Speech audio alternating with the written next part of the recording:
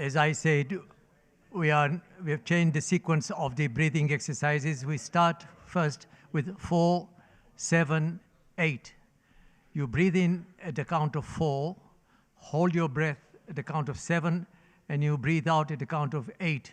Now let me repeat the benefit of this particular exercise. This exercise is really good for people who have anxiety problems, who suffer from insomnia, they can't sleep, and for the overall health. You start with the 4 sequence, just 4 times, build it up to 8, do it in the morning, and do at night. You will be surprised more than anything else. You will feel well, you will feel healthy, you will feel alert, and you will be able to focus. But we tend to take the breathing exercise very lightly. We don't do it. That is our life force. So please, let us start with this 4, 7, 8. So breathe in at the count of 4, breathe in. Hold 7, 2, 3, 4, 5, 6, 7. Out.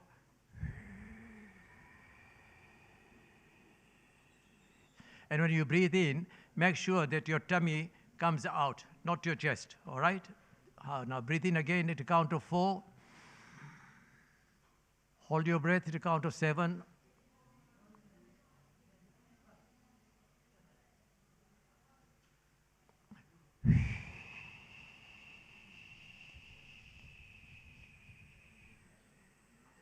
Make sure that your exhale, breathing out, is longer than your inhale, than your breathing in.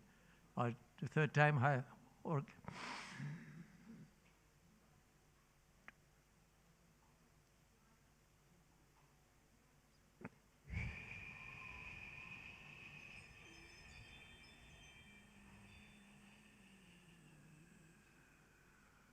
again.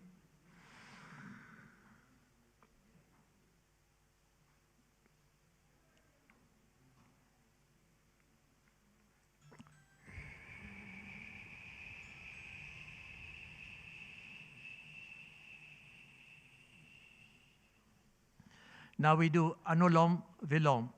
This is good for every problem that you have, especially those people who are suffering from angina, from heart problem.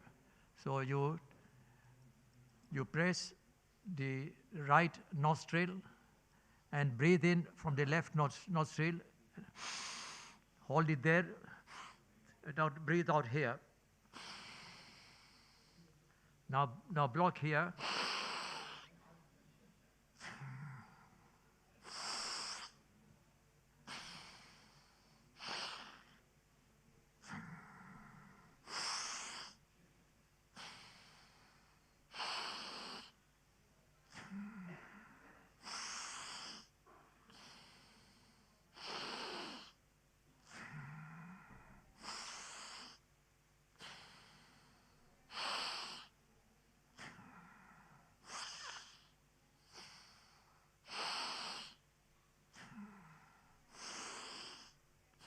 And do it gently, all right?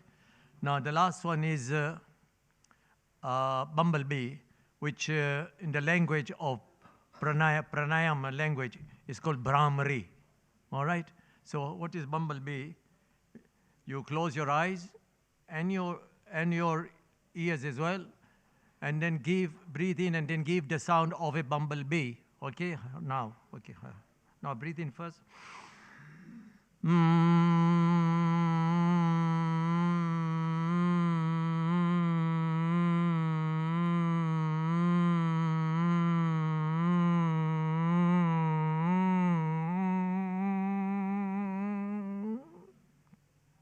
Again.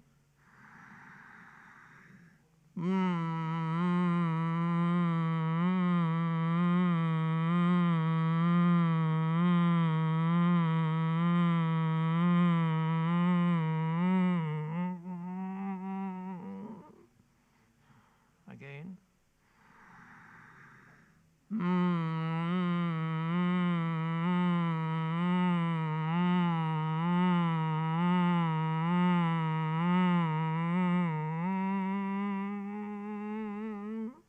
Now this bumblebee exercise is very good for those people who are suffering from catarrh, from sinus problem, or you want to clear your throat. People who suffer from mucus, it's a very good exercise. Now we do the tapping exercise. We start with this karate chop, okay? 1, 2, 3, 4, 5, 6, 7, 8, 9, 10, 11, 12, 13, 14, 15, 16, 17, 18, 19, 20, 21, 22, 23, 24, 25,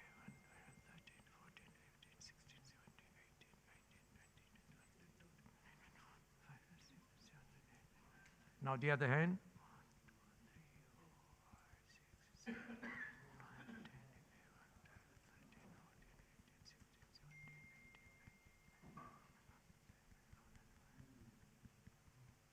Now here.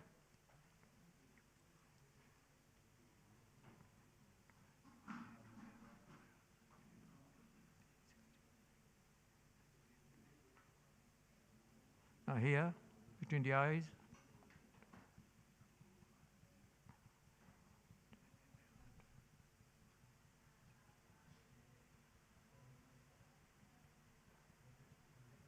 Now under the eyes.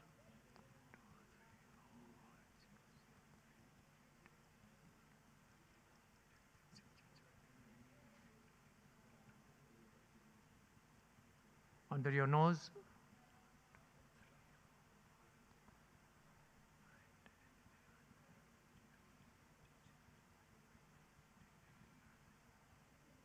Here between your chin, here in the middle.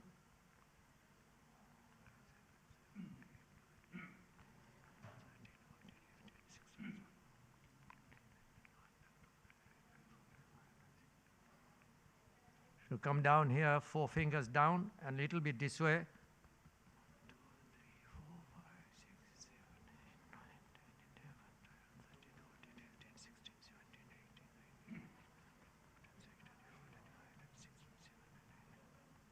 Now under your armpit, 4 fingers down.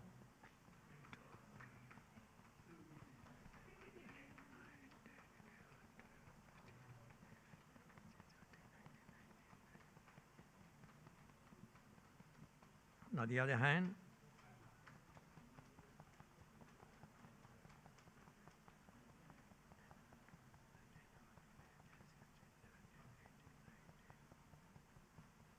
Right, okay, now.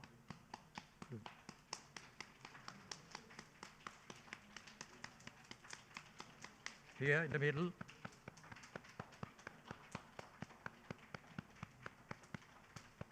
Here.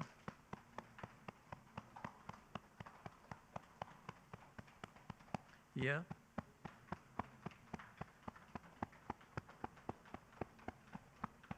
Kwenye kwapa.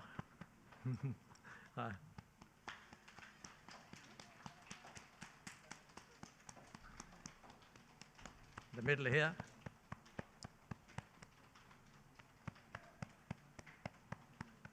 Here.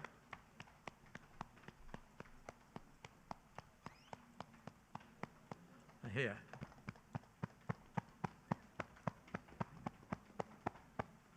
Now let's do some stretching exercise, all right? Okay, if you could stand up, please.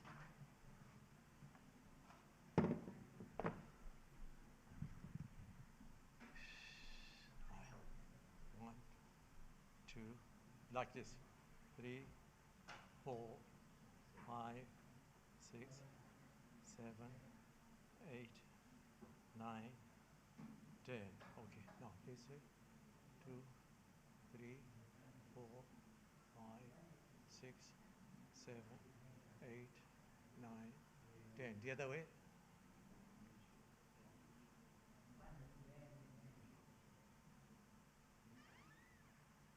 All right, now do the.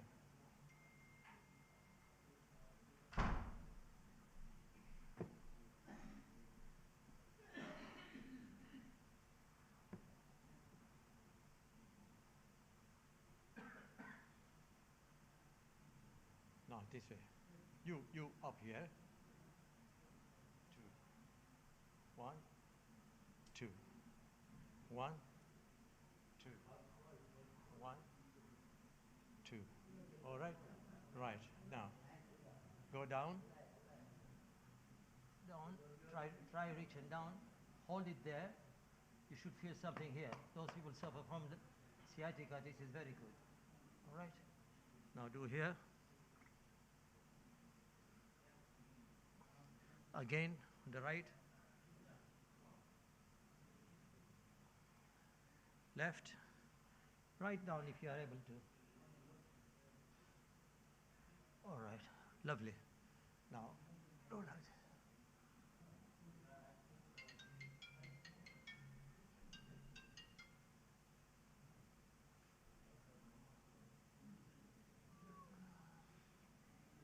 Sasa swing kabisa yote. Your whole body should swing. Hivi, look at me. See this way? No, the other way.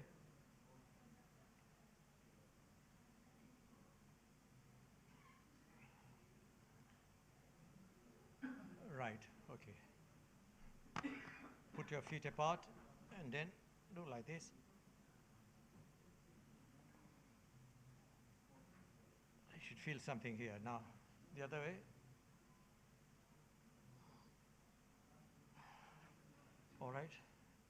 Now, what else? Heavy. And then this way. And then this way. All right.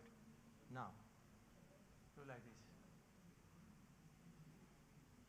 Raise your toes. Go a little bit. Raise your toes.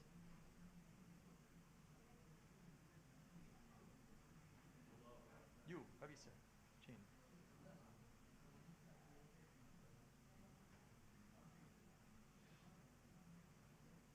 Right, and if you could hold your chair as if you're kicking, you see.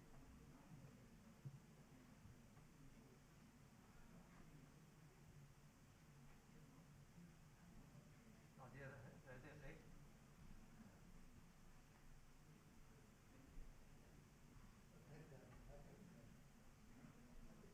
All right, okay, Sasa. Don't just leave your hand here. Just raise your leg.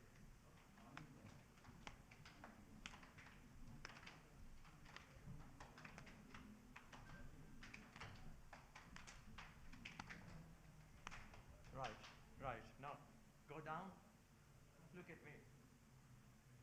Okay?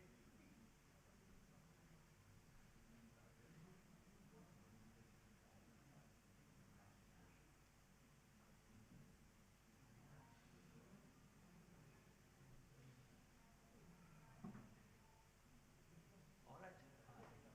Sasa.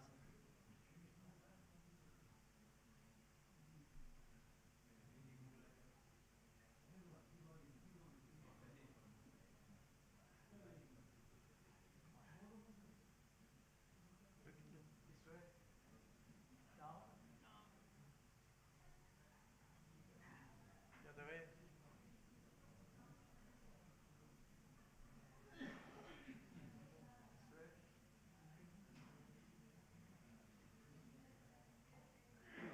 You.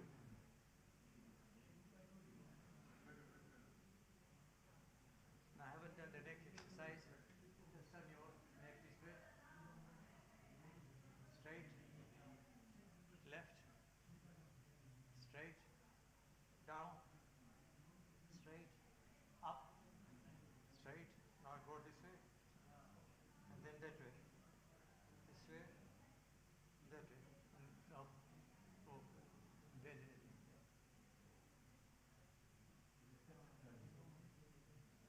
All right. Now, if you could sit down and then stand up without holding the chair. Ka change guys. Awesome.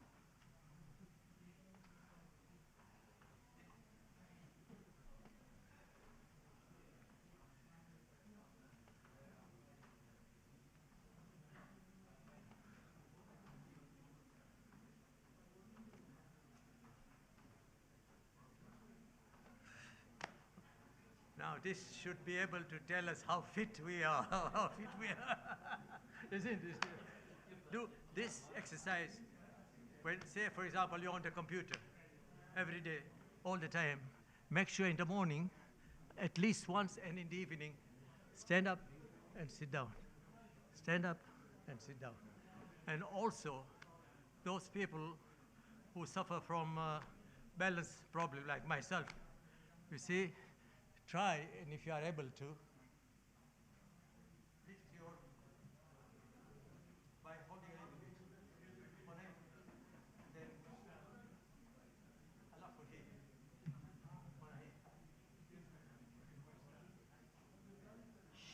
This should help you. All right. Asante sana. Oof. Kidogo, yeah. Sorry? I become fitter. Wow, I become it's the weather, I think.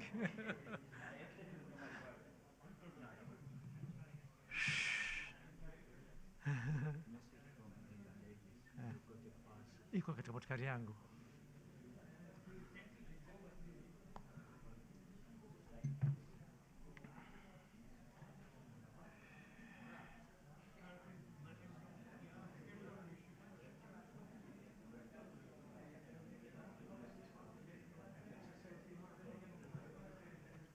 Asante sana. Brothers, next item on the agenda is the Quran and tafsir of it. I would very earnestly and kindly request you to please maintain 100% silence just for the respect of the Quran and the efforts that Malim has done. Thank you. Even lectures. And the lectures, of course. Yeah. Thank you. Everybody have. Thank you. This is a special request also from our Vice Chair, Sultan Bahir. Jazakallah.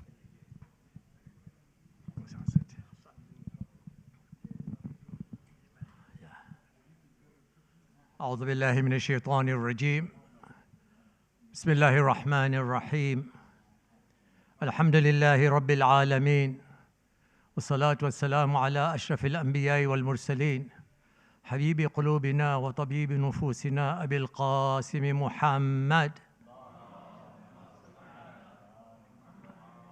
وعلى آله الطيبين الطاهرين المعصومين الذين أذهب الله عنهم الرجس وطهرهم تطهيرا.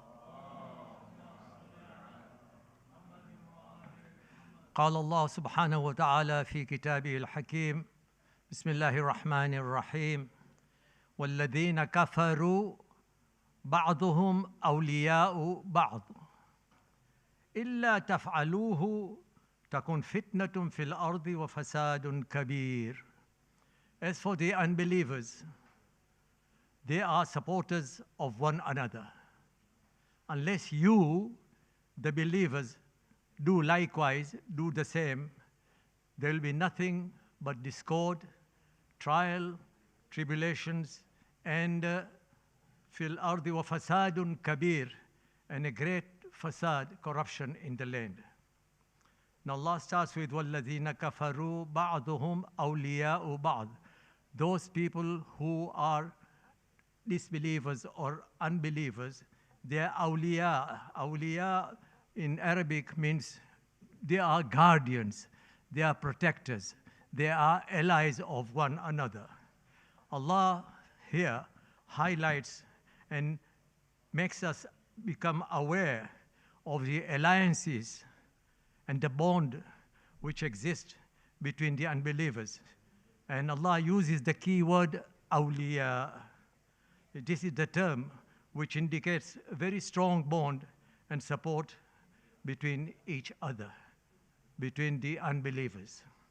This distinction that Allah gives us is really crucial for us Muslims to understand and realize the support which unbelievers give to one another, unlike the believers, unfortunately. Allah subhanahu wa ta'ala then issues a warning to the believers. This is the same sentence, the next sentence, it says, إِلَّا تَفْعَلُوهُ, unless the believers likewise are united, they do the same. If they are not, what will happen? فِتْنَةٌ فِي الْأَرْضِ وَفَسَادٌ كَبِيرٌ. There will be fitna, there will be discord in the earth, and there will be a great mischief and corruption. Allah thus is calling upon the Muslims to also to form alliances and to support each other. This mirroring the unity that is found among the disbelievers. And Allah says, "Illa taf'aluhu," unless you do likewise, unless you support and bond with each other, there will be widespread fitna, discord, and great mischief for the believers in the land.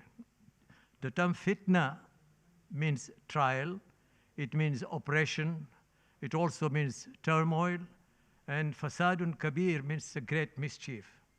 Now these two terms together, fitna and fasad, we have heard many times, it paints a very grim picture of the chaos and disorder that can come about for Muslims if we do not stand united, regardless of our race, of our color, of our nationality, or the country that we come from. In other words, if the believers fail to support each other, or if they have their loyalties to the unbelievers, this we see today among other Muslims. We see in the world unfolding right in front of our eyes today. Some of the nations, some of the believers, they are siding with the unbelievers. This is exactly what happened during the time of the Prophet when he was in Mecca. There were the believers and there were those hypocrites who pretended as if they were with the Prophet. As a matter of fact, they were hypocrites, they were siding with the unbelievers, you see. Otherwise, what happens? The mischief and problems will engulf the whole Muslim Ummah. Ayatollah Sayyid Muhammad Hussain Tabatabai, he says in Tafsir al-Mizan, he's the one who has done Tafsir Mizan. It's quite a voluminous book. And nowadays you can get the whole of this Tafsir online. Just the Tafsir al-Mizan, they have done the whole translation in Australia.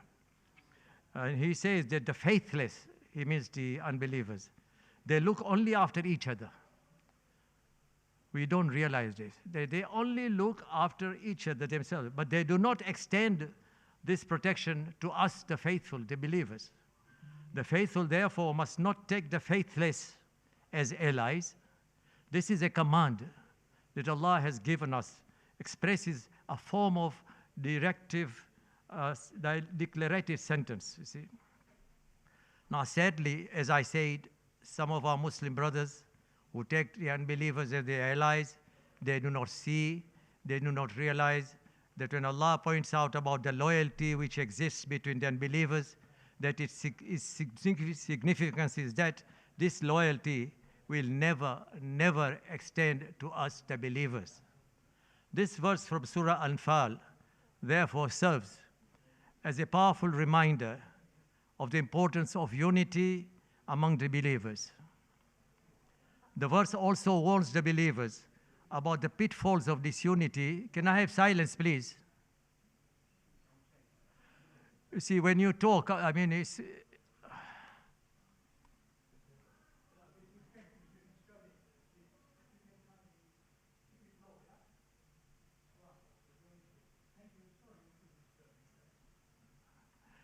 Allah subhanahu wa ta'ala says, فَإِذَا قُرِئَ الْقُرْآنَ فَاسْتَمِعُوا لَهُ وَأَنْصِتُوا لَعَلَّكُمْ تُرْحَمُونَ. When the Quran is being recited, maintain silence, listen to it, so that mercy can be shown unto you. This is very important. So this verse from Surah Al-Anfal, therefore, it serves as a powerful reminder of the importance of unity among the believers. The verse also warns the believers about the pitfalls of disunity, highlighting the necessity of maintaining strong bond of support within the Muslim community. By understanding and by implementing this guidance, we believers that can therefore safeguard ourselves from the trials and tribulations that arise due to disunity and external influences that we face today. We see everything today. In conclusion, I would like to quote two other similar verses in the Holy Quran about the same subject. This is very, very interesting. Allah says, subhanahu wa ta'ala says in Surah Al-Imran, and I'll just do the translation because of the constraints of time. Allah says in Surah Al-Imran, Surah number 3, verse number 28. 3, 28. Mark that. Let not the believers take the disbelievers as awliya. Allah has used the same word awliya. What is awliya? To be intimate friend, to take them as your protectors, as your guardians. By all means, you can be your friend. I have a very good neighbor who is an unbeliever. We get on very well. But don't take them as your protector and your awliya and your guardian. So Allah says, let not the believers take the disbelievers as awliya, supporters, instead of the believers.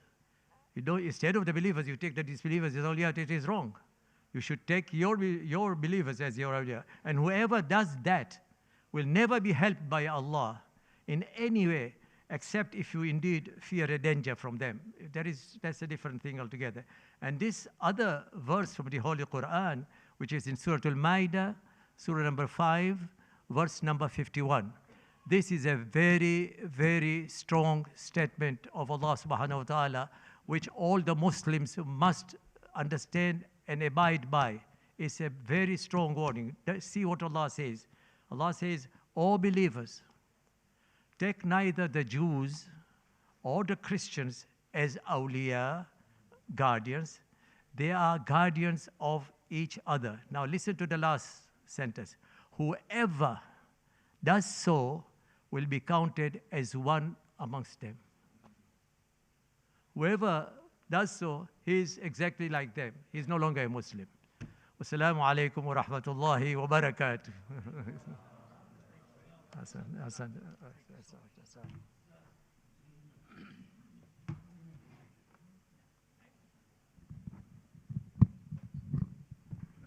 Hassan Malim, thank you very much. Thank you. We missed you for so many weeks, but now you're back with us. Amazing. Thank you very much indeed. 1 second.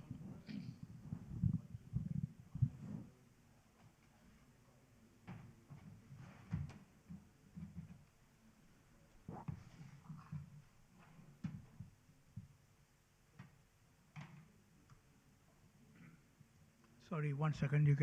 You got 1 minute break. You can have a chat and relax and put your feet up.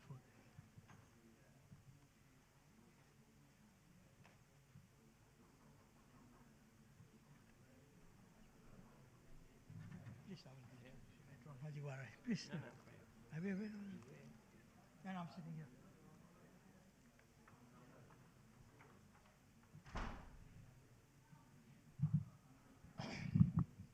So before I start, last week I was very fortunate to be given a chance to do a tafsir. I was helped by none other than Malim Murtaza Bahia. Do you recall what ayat of the Quran we discussed last week? Amma Yujib, anybody? Do you know what surah it is from? Okay, maybe I'll try my tafsir next week again on the same one. So it is from Suratul Naml, and it's surah ayat number 27, ayat number 62. So today I just want to recite Amma Yujib in a minute, but first of all let's recite Surah Amma Yujib for all those who are not well, all those who are on travelers for their safety, those who are zawars, okay, and especially our brothers and sisters and our children who are suffering at the moment under the oppression and what's going on in the world at the moment, especially in the parts that you are fully aware of. And may Allah subhanahu wa ta'ala protect them forevermore. So can we recite Amma Yujib 5 times, please? Bismillahir Rahmanir Rahim.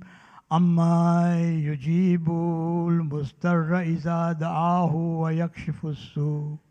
Amma yujibul mustarra iza da'ahu wa yakshifu su. Amma yujibul mustarra iza da'ahu wa yakshifu su. Amma yujibul mustarra iza da'ahu wa yakshifu su. Amma yujibul mustarra iza da'ahu wa yakshifu su. Al-Fatiha, Shafai Mirza, Daftal Bala.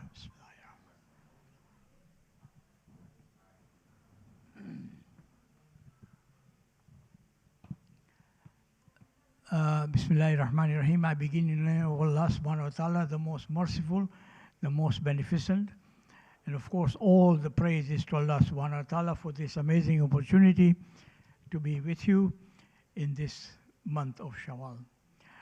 A quick reminder, please, those of you who want to sponsor a lunch, the cost of full lunch for seniors is £1,200, and you can pay at the treasurer's desk or see any one of the members, either myself, Azad Bhai, or even Sultan Bhai.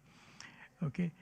If you haven't paid your full subscription, kindly update your subscription. It's only £15. Again, if you could direct all other questions and things like that you want any programs to be held here, either to myself or Azad Bhai, or any of the committee members, and we will look into it. The idea is we are trying to evolve the programs, as I told you before. We have started new things.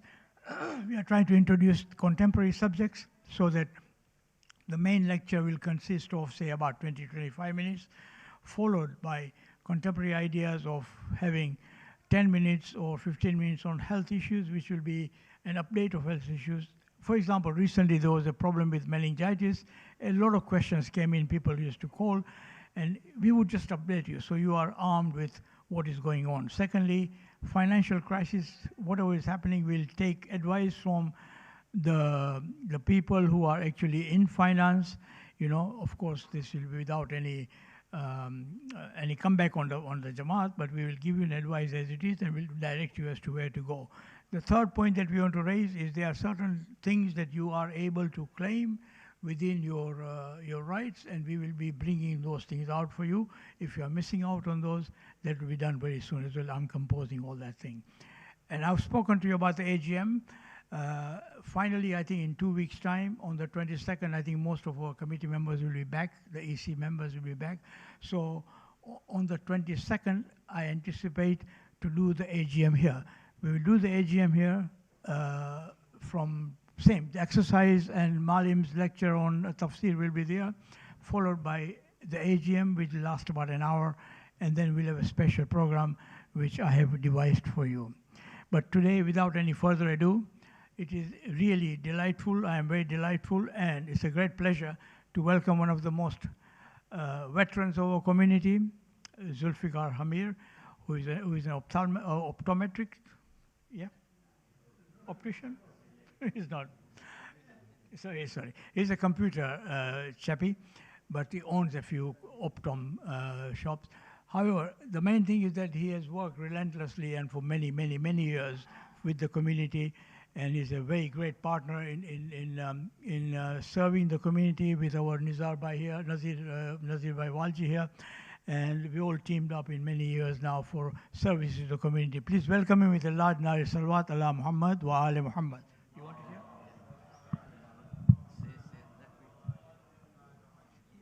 I'll get Sayyid. Thanks. Sayyid, can you connect?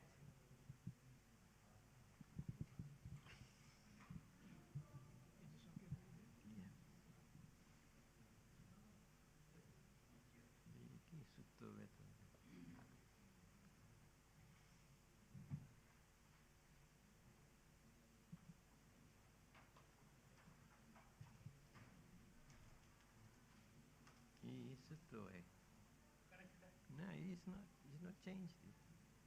This is connected. Yeah, no, he hasn't changed it. He's still on that one.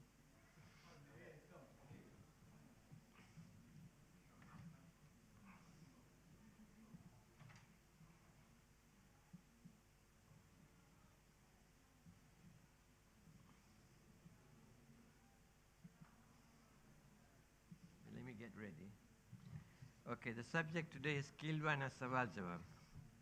This is a book written by Edilji Danji Kaba, and the book is in Gujarati and is available on World Federation website on khojahistory.org if you look under books and archive.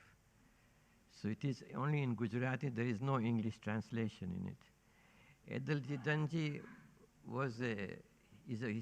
is a prolific writer. He's written over 80 books on history, theology, and biography. So there are several books and on our own history written by Adalji Danji. The second thing is, if you don't know where Kilwa is, I have a map here. And there is Kilwa, there is Dar es Salaam, and Lindi Matwara here. So Kilwa is halfway between Dar es Salaam and Lindi or Matwara. And Kilwa is an old historical town. The old Kilwa is also known, also is a World Heritage Site. So what is, in the year 1905, Aga Khan Sultan Muhammad Shah came to Kilwa and he was questioned on Ismaili faith by three people, Sharif Nur Muhammad, Suleiman Walji, and Haji Suleiman Bimji. And this event was published in Noor-e-Hidayat, but the Ismailis never questioned it until 10 years later, saying, did this event really took place? So then Adalji Danji wrote to Sharif Nur Muhammad to write about the whole event. And what is published is a letter written by Sharif Nur Muhammad. So the whole thing is based on the letter written by Sharif Nur Muhammad. But what happened before 1905? So I have just listed my own personal events that took place before 1905. Aga Khan came to India from Iran. He was thrown out of Iran, the Iranian king, threw him out of Iran. He came to India.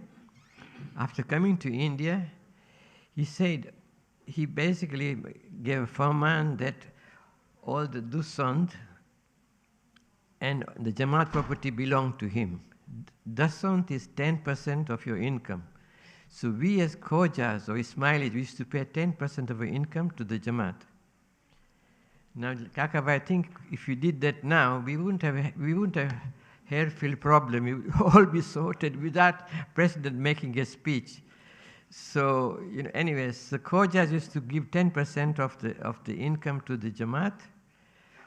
And Aga Khan claimed that this is my income, this is my property, or this is all belongs to me. There was a lot of opposition. One of the opposition was led by Barbai group in Bombay, but the main opposition was from Kera Jamaat. Kakaja reminded me of Kera no Kajio, so this is Kera no Kajio. So Kera opposed it. The problem didn't get sorted. It rumbled on, and then it went to the famous court case, Aga Khan case. And if you go on internet, you type in Aga Khan case, you will get the whole history of it. In the case, Aga Khan won the case, and Barbai group then formed the Sunni Jamaat. So they were the Sunni Khoja Jamaat.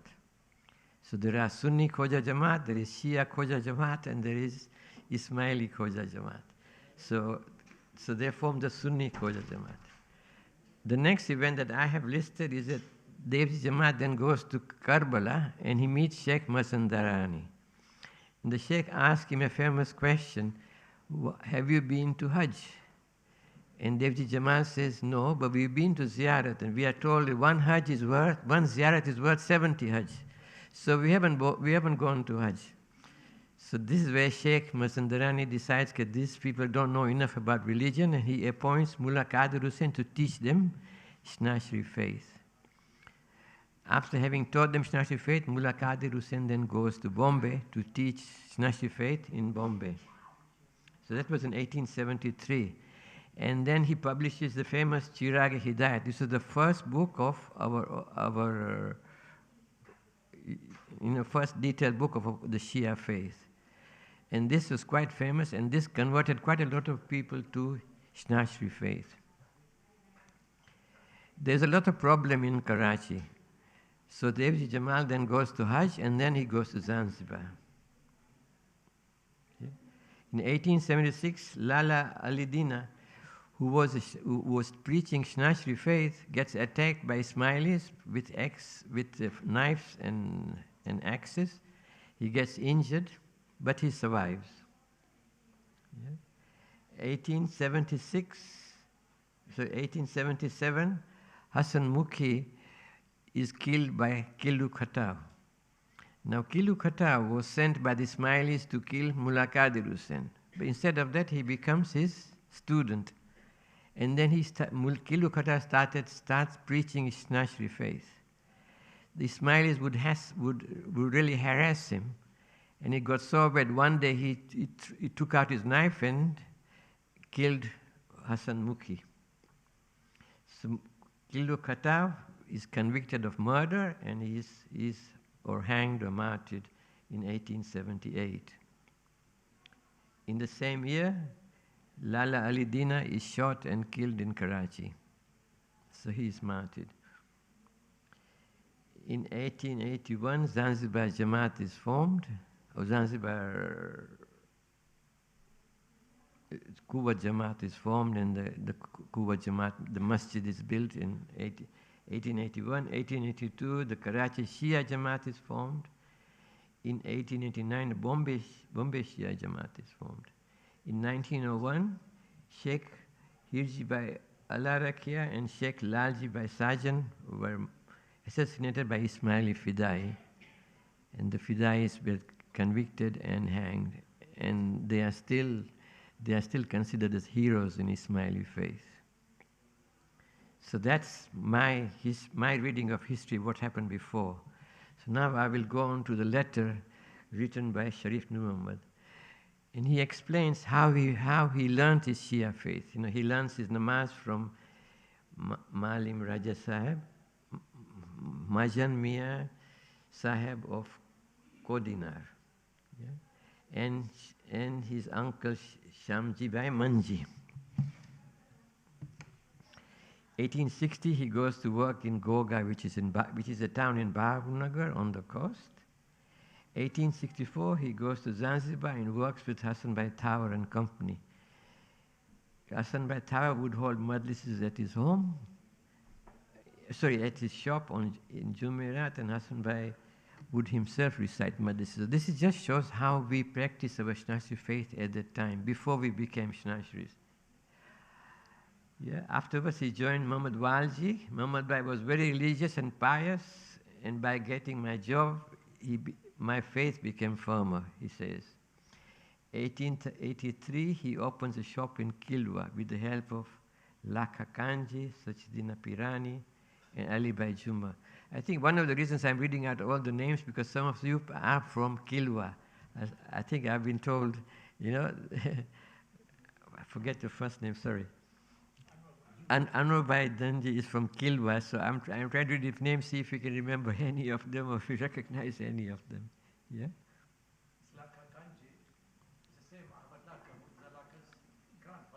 Oh, I see. Oh. I don't know, but this is written in his letter. Yeah. Oopsie. And then he writes, we were devoted to Aga Khan. These are all in Kilwa. Okay? I'm just, sorry, shall I go back to the web page again? Yeah. Where is Sharif Nur Muhammad? Sorry. Okay. So we are getting some explanation here, yeah, okay? Okay, so this is Shnashri writing, yeah? So we were all devoted to Aga Khan. We held ritual prayers, and they called it Dua Shifa in Ismaili language or Kutchi language, you know, in the Jamaat Khana, where Gatpat, again, if you're familiar with the language, or if you're familiar with the words, you can tell me, they called it Fatiha. The Ismailis call it Gatpat, was distributed and consumed, yeah? We were not allowed to hold majlises at home, but no restrictions on how many majlises we held at the Jamaat Khana. In the majlis, we recite Salawat, Ziyarat of 14 Masumeen and their praise. Can I ask you in Kilwa, why were we not allowed? This is Kilwa, isn't it? Yeah, no, this was just a general way of Ismailis. So it was the same everywhere else. When you said not allowed, there were authorities who were not allowing you to do That's right. So Jamaat would say you can only hold majlises in the Jamaat Khana, but not at home. Yeah? I don't know the reason. Sorry, I can't give you explanation of that. Maybe, yeah, so, and the community had two factions at that time. One faction was Subania, they're the Shnashris, and the second faction was Menda. Again, can anybody give me the translation of the word Menda? Because it's not a Swahili word, this is a Kutchi, a Gujarati word. Eh? Yeah, in Swahili is cockroach, but we are talking of Kutchi or Sindhi or Gujarati, I don't know. But anyway, the Ismailis were Mendas, and the Shnashis were Subanias. Subania. Yeah, and they were, yeah? And there were 25 Subanias in Kilwa and 40 Mendas in Silva. In Kilwa, sorry. Okay. The Aga Khan was to come to Kilwa, and there were some problems. And the Ismailis put up a notice saying non-Ismailis are barred from using the Jamaat Khana. The complaint was taken to the court. Yeah, by Sharif Nur Muhammad, Ismail Ballu, and Ali Din Adala. And their reasoning was, who owns the Jamaat Khana? Was it the Aga Khan or the members? The Ismaili says it's the Aga Khan who owns the Jamaat Khana. The Shnash is, the Subania contended that it's the members who own the Jamaat Khana. But the Shnashis also claim that they have a high regard and respect for the Aga Khan.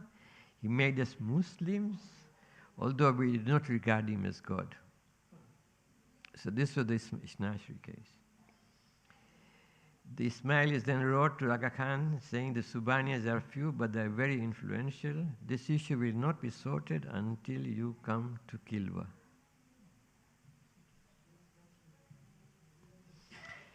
The Aga Khan comes to Kilwa, he gets off the ship. We guide him to Jamaat Khana. There is, sorry, I think I missed the, there is, no, sorry, I think I missed, sorry. I think I jumped something. Yeah, when Aga Khan, in 1905, when Aga Khan came, 12 persons from Zanzibar, and they were Rahim Lalji, Mita Jessa, Muhammad Remtala Himani, Fazal Isa, Fazal Din Bai, Medali Bai Kanji. They came ashore and they started gathering support for Aga Khan. They went around saying to every Subania's house, saying, will you sign an allegiance to Aga Khan? 22 of those Subanias signed an allegiance to Aga Khan. Only the 4 did not. So the only 4 Shnashis left now in the Kilwa Jamaat Khana. At 12 o'clock, the Ismail Balu and Adid Nadala, they called us saying, look, you can use the, you can remain in the community. You can have separate Imam Bara. You'll be in control of the functions and property. We asked, and then we asked that Imam Bara be kept open for us. Next morning at 10, we met the judge and we explained, look, the Aga Khan has used all his power and now we are only 4 of us left to defend our case. So the judge asked, well, how can I help you? He said, okay. We said, will you allow us to question him? Yeah?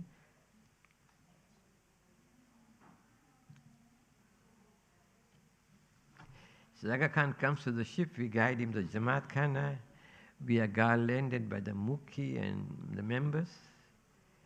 And the remainder of his flask of water was treated as Dua Shifa. Yeah? We question Aga Khan and we send the copies to Raya Najat, Rafiq, Bombay and various towns. We're talking of 1905 now. We had prepared question and answers. Each question was impromptu. We weren't prepared. We just came and asked as we went along. So then come the questions and answers. The question 1, Sulaiman Walji, can we say Hazrat Ali is God or not? The Aga Khan replied, those that have spiritual knowledge can call Hazrat Ali God. Those that follow Sharia, if they call Hazrat Ali God, then they are termed as kafir.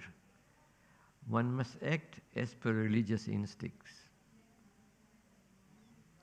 The next Suleiman Walji asks, some say Ali is God, some say Ali is Waliullah.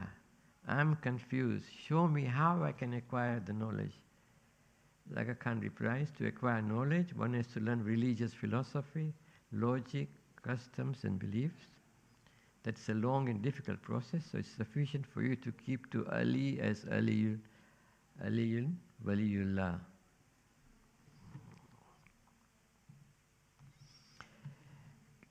Then the question is, your grandfather, Marhum Shah Hasn Ali, in his books Kanzul Masail and Manhajul Rishad, says that there is one God. There are 12 Imams. There is no 13th Imam. Any person who claims there are more than 12 Imams is a kafir. He has written a lot more on this subject. The answer Aga Khan gives, that's correct. But the book was written in Iran. Iran at the time was a repressive Isna Ashari rule. In public, one could not write against Isna Ashari beliefs. One risked life in publishing against Isna Ashari faith. We had to practice concealment. What's wrong with that? So that was Aga Khan's reply. Then there's a question asked, I follow your trend of that, but 4 years ago in the holy month of Ramzan, I was in Mumbai. There on the 19th, 21st, 23rd, I attended a night prayer in the big Jamaat Khana. In the prayer, you kept the Quran on your head, ordered the congregation to do the same, conducted amal of Shab-e Qadr. In this prayer, you spoke the name of each Imam 10 times. Finally, you asked God to keep us under protection of 14 Masumin for forgiveness. In that prayer, you did not mention any Ismaili Imams. Please explain your words. Aga Khan says, you are stupid. Early on, I replied to this question. You have not understood. Fair enough. Imam Jafar Sadiq had 2 sons, Musa and Ismail. Tell me how the descendants of Musa and Ismail are related. Sharif says, cousin brothers. Aga Khan said, you do not appreciate, but they are our brothers. Because of your Khoja, should we not remember them? Why should we not remember them? That was the reply.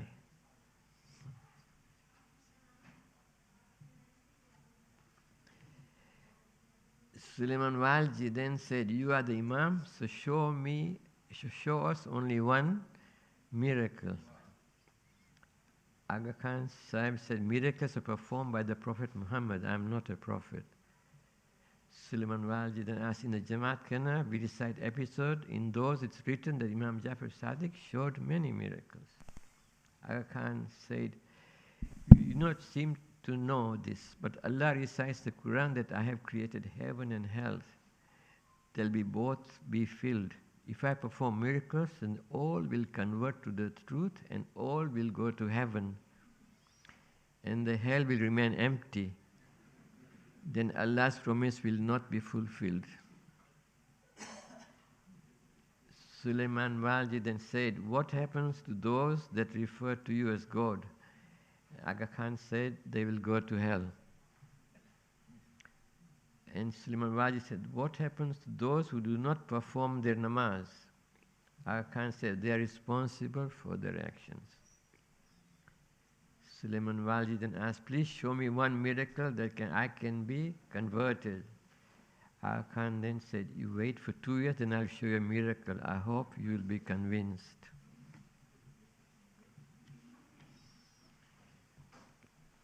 Aga Khan then goes away in a ship, but there was a campaign launched to drive them out from Kilwa. The 4 of us, Suleiman Mulji, Suleiman Walji, Suleiman Bimji, and Sharif Muhammad began to try. For 15 days, only 4 of us came to the Jamaat Khana. We were living in rented accommodation. The supporters of Aga Khan were 60. Amongst them, a family who were wealthy and holding substantial land, and we could not get property to rent. The German council intervened and helped us to buy the shops we were hiring. there was a dispute about Kabristan. We were given a plot in the middle of the town where we built Imamwara, Mosque, Musafir Khan and Kabristan. And some of those who joined Ismaili under duress, when they saw that we were victorious, they began to join us. And then now there are 25 Shnashris and 35 Ismailis. And I think the final one. Yeah, I think that's basically it. Yeah, I'm not sure if I can handle your questions, but I'll try best as I can. Alaikum salam. Slightly outside the core subject you dwelled upon. I've heard either in Kilwa, Musoko. Kina.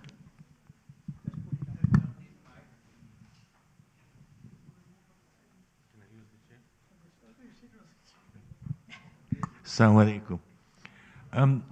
Again, it's related to Kilwa, but not necessarily to the core of the subject you discussed.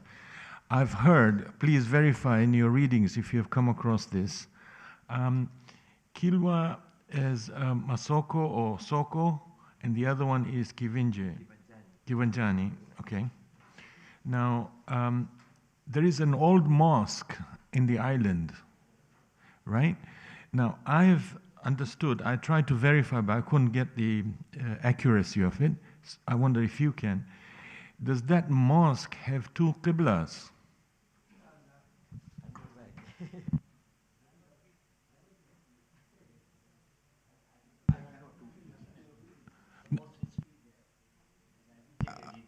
UN Heritage Mosque. Yeah. Yeah, you're talking about the same mosque on the island, which is under UN protection, UNESCO, yeah? Okay, thank you.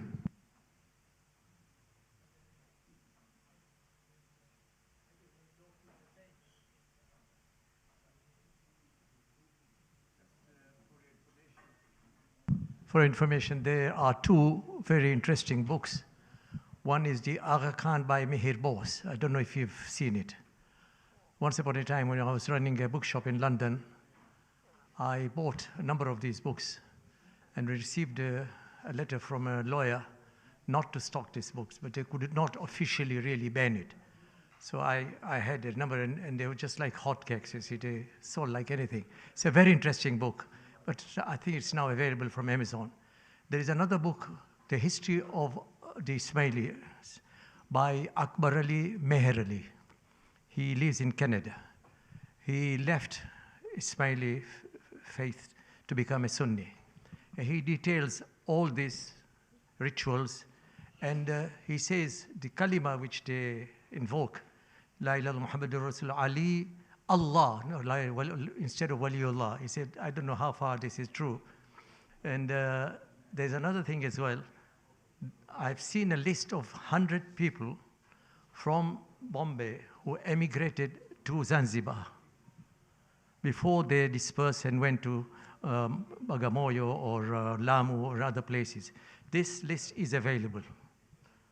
And I know a friend of mine who had this particular list. So this is a very interesting. Another thing, Ayatollah Mazandarani, who was a mujtahid in Bombay, Karbala, Mazandarani, he sent two Iranian aghas in Zanzibar, Shushtari and I think Hussein Musawi. Their children and grandchildren were all in Zanzibar. They have emigrated to various parts of the world. Some of them are in Dubai, Iran, and other places. I thought I'd better share with you this information. Thank you.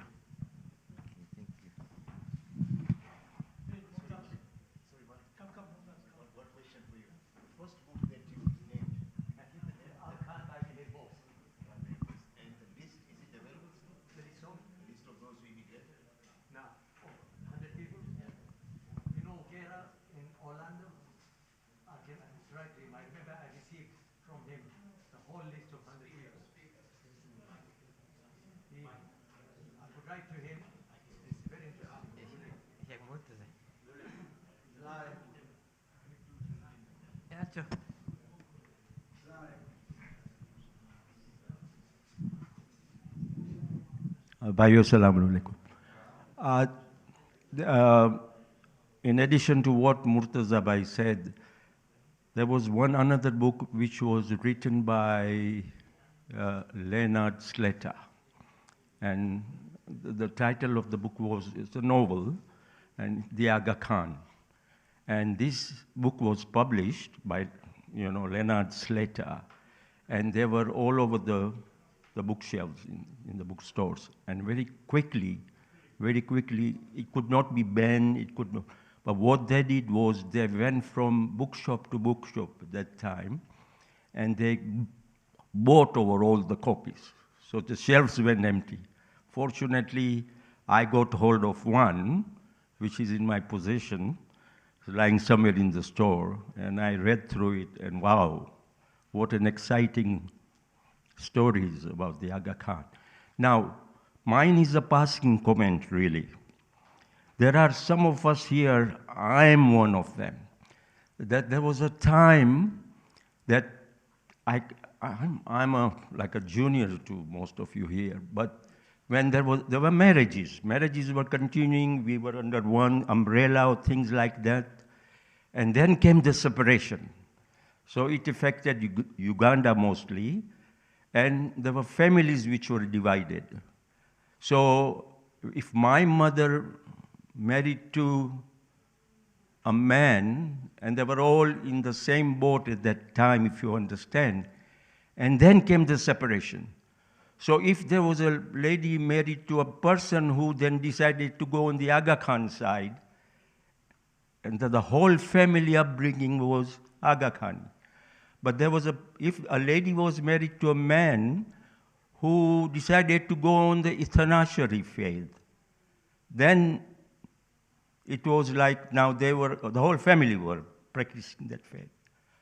But within that the parents of the family of the mother decided to go on the Aga Khani faith. So there was that split.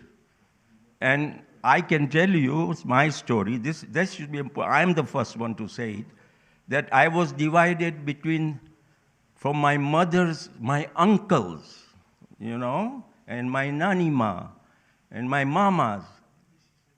They practice Ismaili faith.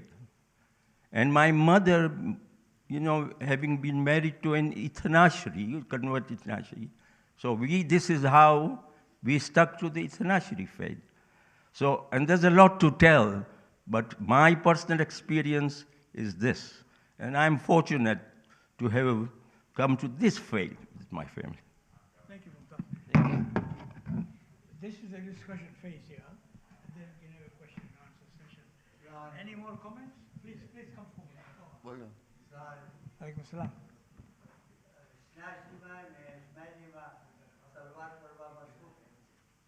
Salawat. Any answer? Any difference in salawat between Ismailis and Ishnashis? Hussein? No? There is no difference.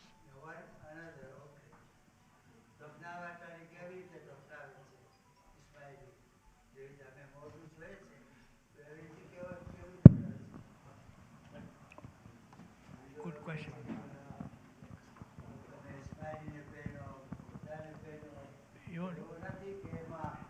The Mukhi says, maaf karo, maaf karo, maaf karo, maaf karo. The Mukhi says, maaf karo, maaf karo. I've been to one funeral, and that's... Maaf karo, maaf karo, maaf karo nahi. That kind of thing. Chamchi ape che, and pani pirave che. I don't know. Yeah, I know. અને બીજું આ વસ્તુ કે તમે બીજી કોઈ શાદી કરો એના બચ્ચા ઓલા થાય આમ થાય એ તો ડિપેન્ડ થાય છે કેટલા અમારા અહીંયા છે એનો અહીંયા સ્નાશ્રી ભાઈ છે સ્માઇલી પોતે છે સ્નાશ્રી it's not difference. Sure. Okay, anybody else? Any observations? ઘણો ફરક થાય પંચતંત્ર નામ લેતા اللهم صل على محمد وعلى فاطمة حسن حسين زينب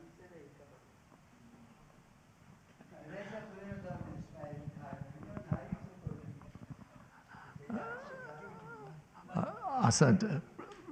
Sorry. Brother Mumtaz, by what you have mentioned is, I know a number of our brothers have got relations who are Ismailis.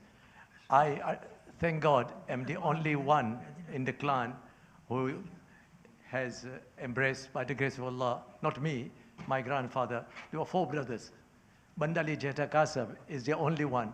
All the 3 brothers, Bandali Jeta Kasab, Remtala Jeta Kasab, they're all Ismailis in Vancouver and other places. So this is everywhere. My father-in-law's father was Ismaili, was Isnashri. Then my father-in-law's auntie was Ismaili. So this is quite. And the other thing is this. You mentioned about the water that they sprinkle. I attended a funeral of my cousin in Jamaat Khana, and I saw that they don't have a Qibla.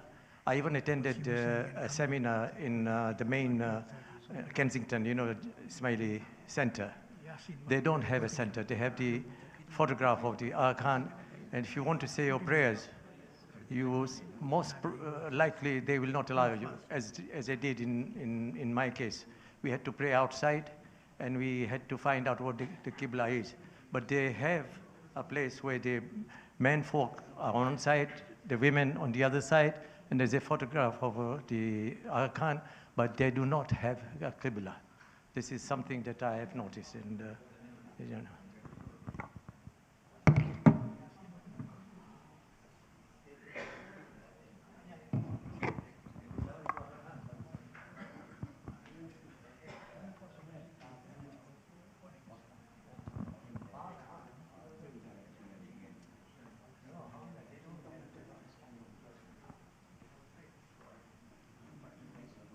This is very interesting anymore.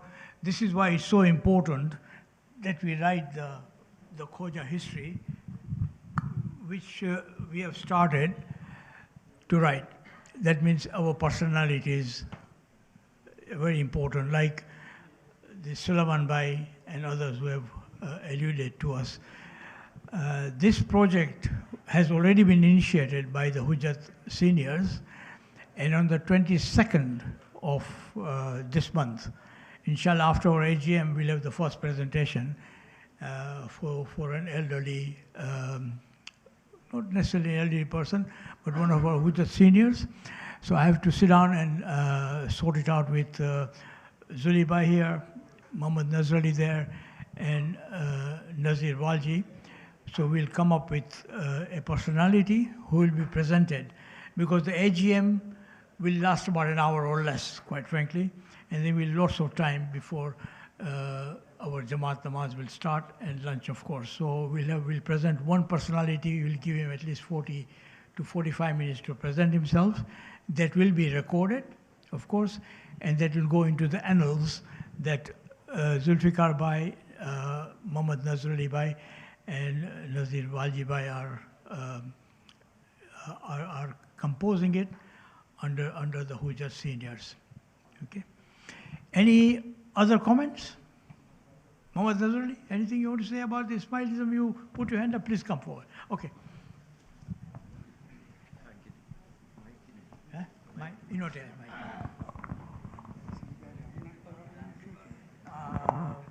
Assalamu alaikum. Just a couple of observations. I've just noticed Zulfiqar comment. Brother, can we please maintain silence so Muhammad Bhai can be heard? Speak in the mic, please, Muhammad Bhai.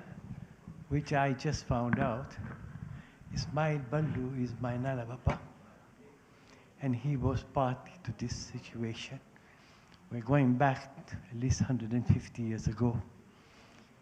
I also picked up some information from the World Federation archive that my grandfather, Nazar Ali, had built the mosque following the Aga Khan split in Bombay, which is still known as Nazar Ali Mosque. These are the very enlightening information that you pick up here and there. And I'm so glad that I have been party to Shiaism for the last 6 generations. And thank you very much, Zuli. You proved the other side of my parents to be the same. Ismail Blalu is also the Chacha Nana Bapa of Amir Somji, who is here somewhere. We are the same connection. તારું ચાચું થાય. નાના બાપા. Thank you very much.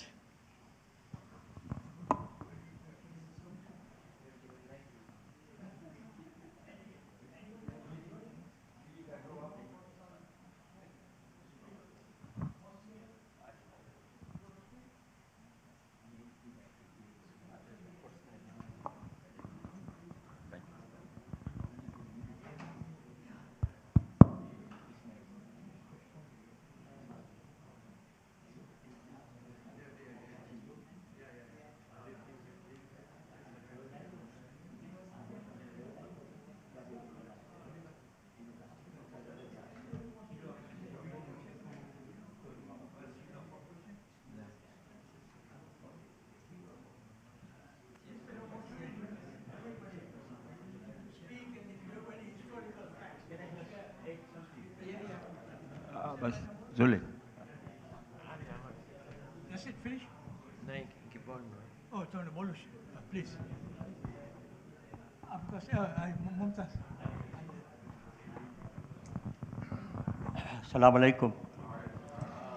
A ઇસ્માઇલીની book છે નૂરુલ મુબીન કે જે 1911માં છપાણી હતી. 1911 દારસલામમાં ઘણા ઇસ્માઇલી હાયલા જાય છે અને હાયલા જતા હતા પહેલાં. તો મને વાંચવાનો બહુ શોખ છે. તો એ લોકો શું કરતા હતા, આ બધી જે જૂની જૂની બુક્સ હતી એ ઓલા રસ્તામાં ઓલા આફ્રિકન ભાઈઓ હોય એને આપી દે. એ રીતે હવે તમે વેચી નાખજો. મને બહુ શોખ હતો વાંચવાનો, તો હું ચાલુ જાતો અને આ મને નૂરુલ મુબીન એ બુક મળી. એ બુક વાંચતો તો એમાં ઇમામોની હિસ્ટ્રી છે, પણ એમાં ઇમામ હસનની હિસ્ટ્રી નથી અંદર. ઇમામ અલી, બીબી ફાતિમા ને બધા છે, પણ ઇમામ હસન નથી અંદર. ઇમામ હસનને એ લોકો ડિલીટ કરી નાખ્યા છે. આથી એ લોકોનું જે કહેવત છે કે બે ભાઈ એકબીજાને ઇનહેરિટ ન કરી શકે. It should be the son who inherits that. તો હમણાં થોડો ટાઈમ પહેલાં ઇસ્માઇલી મારો ફ્રેન્ડ છે કે જે who is a historian as well, કેનેડાથી આવ્યો હતો. તો એને સવાલ કર્યો આ કે તમે આ નૂરુલ મુબીન એ બુક બેન કરવામાં આવી છે, દેટ બુક ઇઝ બેન્ડ. તો એ મને કહે તને ક્યાંથી મળી? તો આઈ ડીડ નોટ ડિસ્ક્લોઝ. અને મને એને દેવીએ નહોતી પહેલાં, કારણ કે it is in my archives. તો મને પૂછા એરો તો મને આ જવાબ આપ્યો. મને કહે કે Imam Hasan was the brother of Imam Hussain, so he can't inherit the, so there is a breakage of imamat in them. That's one. Willy Froscher એક મોટો રાઇટર હતો, એક બુક લખ્યો છે ધ આગા ખાન, 1946માં પ્રિન્ટ થઈ છે. એ મને અહીંયાથી મળી, ફાટેલી તૂટેલી હતી. એમાં એ લખે છે કે વર્બટીમ જ્યારે આ બધી ઇસ્માઇલી નેશનાખીનું જ્યારે બનાવ થયું અને ઇસ્માઇલીમાંથી બધા ઇસ્નાખીરી થયા, ત્યારે બોન ઓફ કન્ટેન્શન જેમ તમે બોલ્યા ને, it was the property. કે એ કહે છે પ્રોપર્ટી બધી મારા નામની, જમાતખાના બધા મારા નામના. એમાં આપણે one of the reasons why we diverted from Ismailism on this.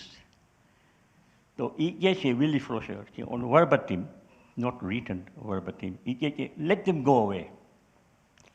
This religion will not last for 100 years. એમ આગા ખાનનો સેન્ટન્સ છે એ બુકમાં. એ બુક બહુ જૂની છે, 1940sમાં પ્રિન્ટ થઈ છે, મારી પાસે છે એ કોપી, એમાં વાંચ્યો. અને એ કહે કે this people will not last for 100 years, let them go. That was his way of thinking. હું અહીંયા પૂછ્યું કે ઇસ્માઇલી કેવીના બરી કરે છે. મારા ફાધરના સાઈડમાં ઇસ્માઇલી બહુ હતા, આપણા નીલવુઝવાળા, મારા મામાને ખબર છે. એ શેરુફુઈ, અમે એને શેરુફુઈ બોલાવતા હતા. બહુ શી વોઝ વેરી ઓલ્ડ. એ ગુજરી ગયા તો ત્યારે એ લોકો મને બોલાવ્યા. મને કે you are the nearest relative, so you are allowed to come there. અને જે અમારી વિધિ છે અમે પતાવશું, પછી તને બોલાવશું નીચે જમાતખાનામાં. તો મુખી સાહેબ હતા, મને કહે છે આ નાની બાઉલ છે અને હું છાંટો નાખીશ અને તું બોલજે છે. હું છાંટો નાખું તો તું બોલજે માફ, ગુના માફ. એ લોકોમાં કિબલા જેવું કાંઈ નથી. એ લોકો કિબલા જેવું કાંઈ નથી અને એ લોકો બરી કર્યા હતા ત્યારના વખતમાંથી. This is about 15, 20, 30 years ago. ત્યારે એને એ લોકો સાડી પહેરાવ્યા હતા, એની પોતાની સાડી કે જે બહુ ફાઇન હોય, હાથમાં મહેંદી, અને એને સુડાવ્યા હતા. અને દેટ ઇઝ અવે દે બરી. પછી જ્યારે અમે કબ્રસ્તાન ગયા તો દે was no કિબલા, they was no કિબલા. ત્યાં એ લોકો એમ જ બધા. એટલે એ લોકો આ જે આદા ખાન 3 હતા ને, જે આના ગ્રાન્ડફાધર મને લાગે છે, પ્રેઝન્ટ આદા ખાનના ગ્રાન્ડફાધર, એની બુકમાં એના જે ફરમાન છે, એના ઘણા બધા ફરમાન છે, મારી પાસે ઘણા બધા છે, અને આ બુક્સ બધી હું લેતો જાઉં છું ને મને મળતી જાય છે. એમાં ઘણા ફરમાન છે કે નમાઝ હવે જરૂર નથી, રોઝા જરૂર નથી. જેમ તમે જમાનખાનામાં જાઓ તો એનો ફોટો હશે અને બધા સલવાતો જ પડે છે, બસ બીજું કાંઈ નથી. એ લોકોમાં સવારના 4 વાગ્યાથી લઈ અને 6 વાગ્યા સુધી ખાલી 150, 200, 1000 સલવાત પડતા હોય એ લોકો. હમણાં જે પ્રેઝન્ટ આદા ખાન આવ્યો છે, જે હમણાં રહીમ છે, આઈ વોઝ વેરી સરપ્રાઇઝ કે હું એની સ્પીચીસ સાંભળું છું બધી. I go on the internet. એ પહેલાં બિસ્મિલ્લાહિર રહમાનિર રહીમથી શરૂ કરે છે. અને હમણાં એ ફરમાન આપ્યો કે તમે લોકો નમાઝ શરૂ કરો, કુરાન પડવાનું શરૂ કરો. તો એ લોકો આ ઇસ્માઇલી લોકો છે, એ લોકો સુન્નીઝમમાં આવેલા ગયા છે. ઘણા ઇસ્માઇલી દાર ઇસ્લામમાં છે, એ લોકોને જાણું છું કે જે લોકો સુન્નીની મસ્જિદમાં નમાઝ પડવા જાય છે, આપણી મસ્જિદમાં નથી આવતા. મે બી દે હેવ ધીસ historical શું કહેવાય છે, animosity. This is an information that I have, so I wanted to share with you. Thank you. Yeah, I just want to add one more information. There is a book called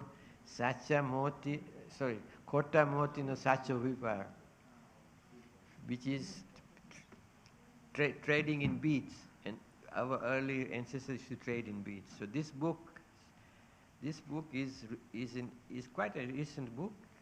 I can't remember the name of the author, but in this book he mentions Chirag-e-Hidayat, the book published by Mullah Qadir Hussain. He says in that book the Ismaili are increasingly turning to Shia faith by reading these books. I just thought I'll mention this information to you. Okay, I think it's a brilliant lecture by Zuli. We thank you very much indeed, and I thank you on behalf of everybody here. Is there anything else before?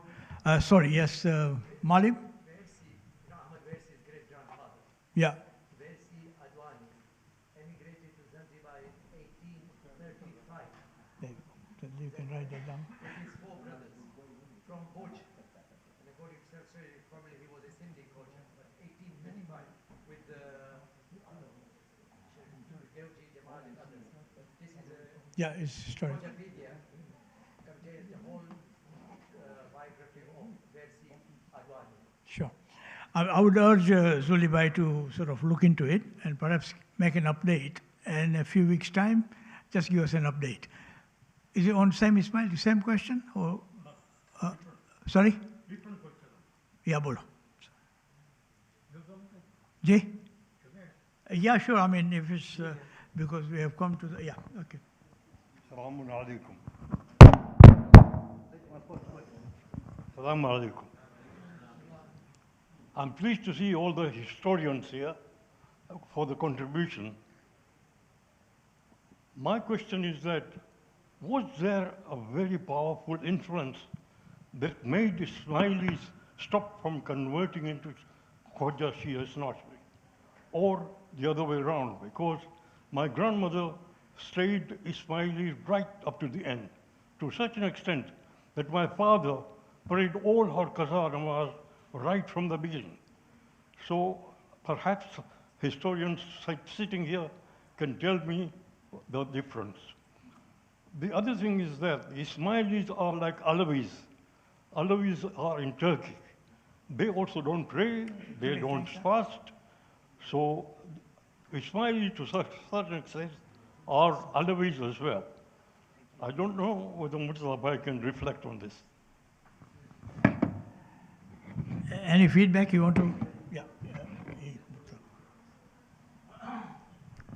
The Alawites are people who are called Ghulati. They practice the Ghulati sect. We have many Alawites, and probably the Ismailis.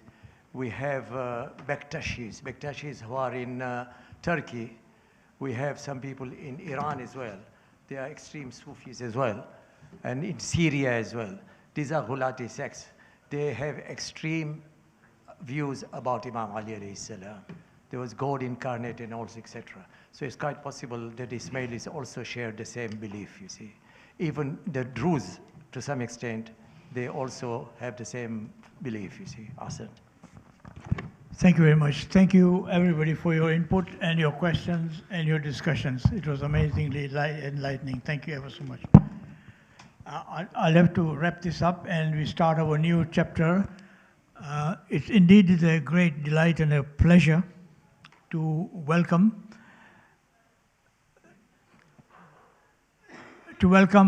Alhaj Hussain Bhai Datu, who is also my brother-in-law, by the way. And he was born in Tunduru in Tanzania. It's a small town, just about 50 families at that time. About 50 odd families, the Khoja families. He's an optician in Dar es Salaam and runs clinics, and it's called Vision Plus. He has dedicated over 4 decades for community work in Tanzania. Okay, you will see him in every capacity, including, like he said, he's interested in Tamaika. You're editor of what? Yeah. Federation. He was an editor of Federation March and other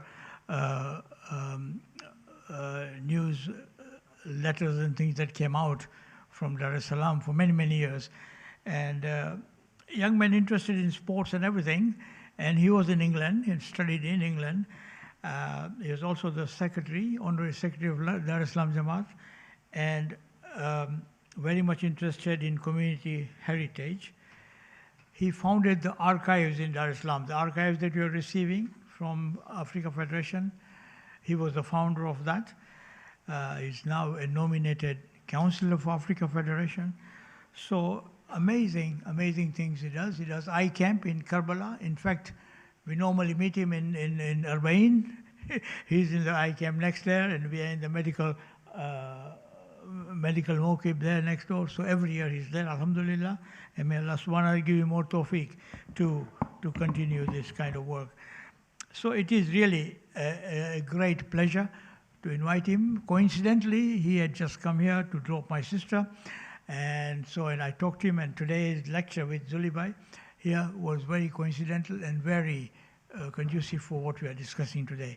So kindly welcome Hussain Bhai with loud Nare Salawat ala Muhammad wa alayhi wa sallam.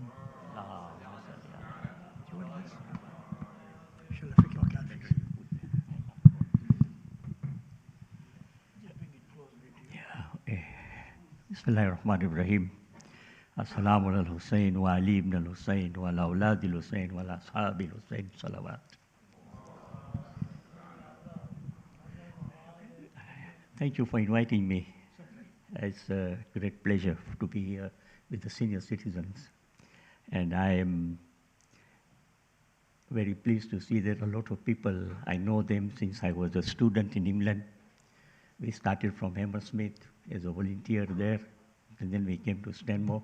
So I know a lot of people. So thank you very much for inviting me today.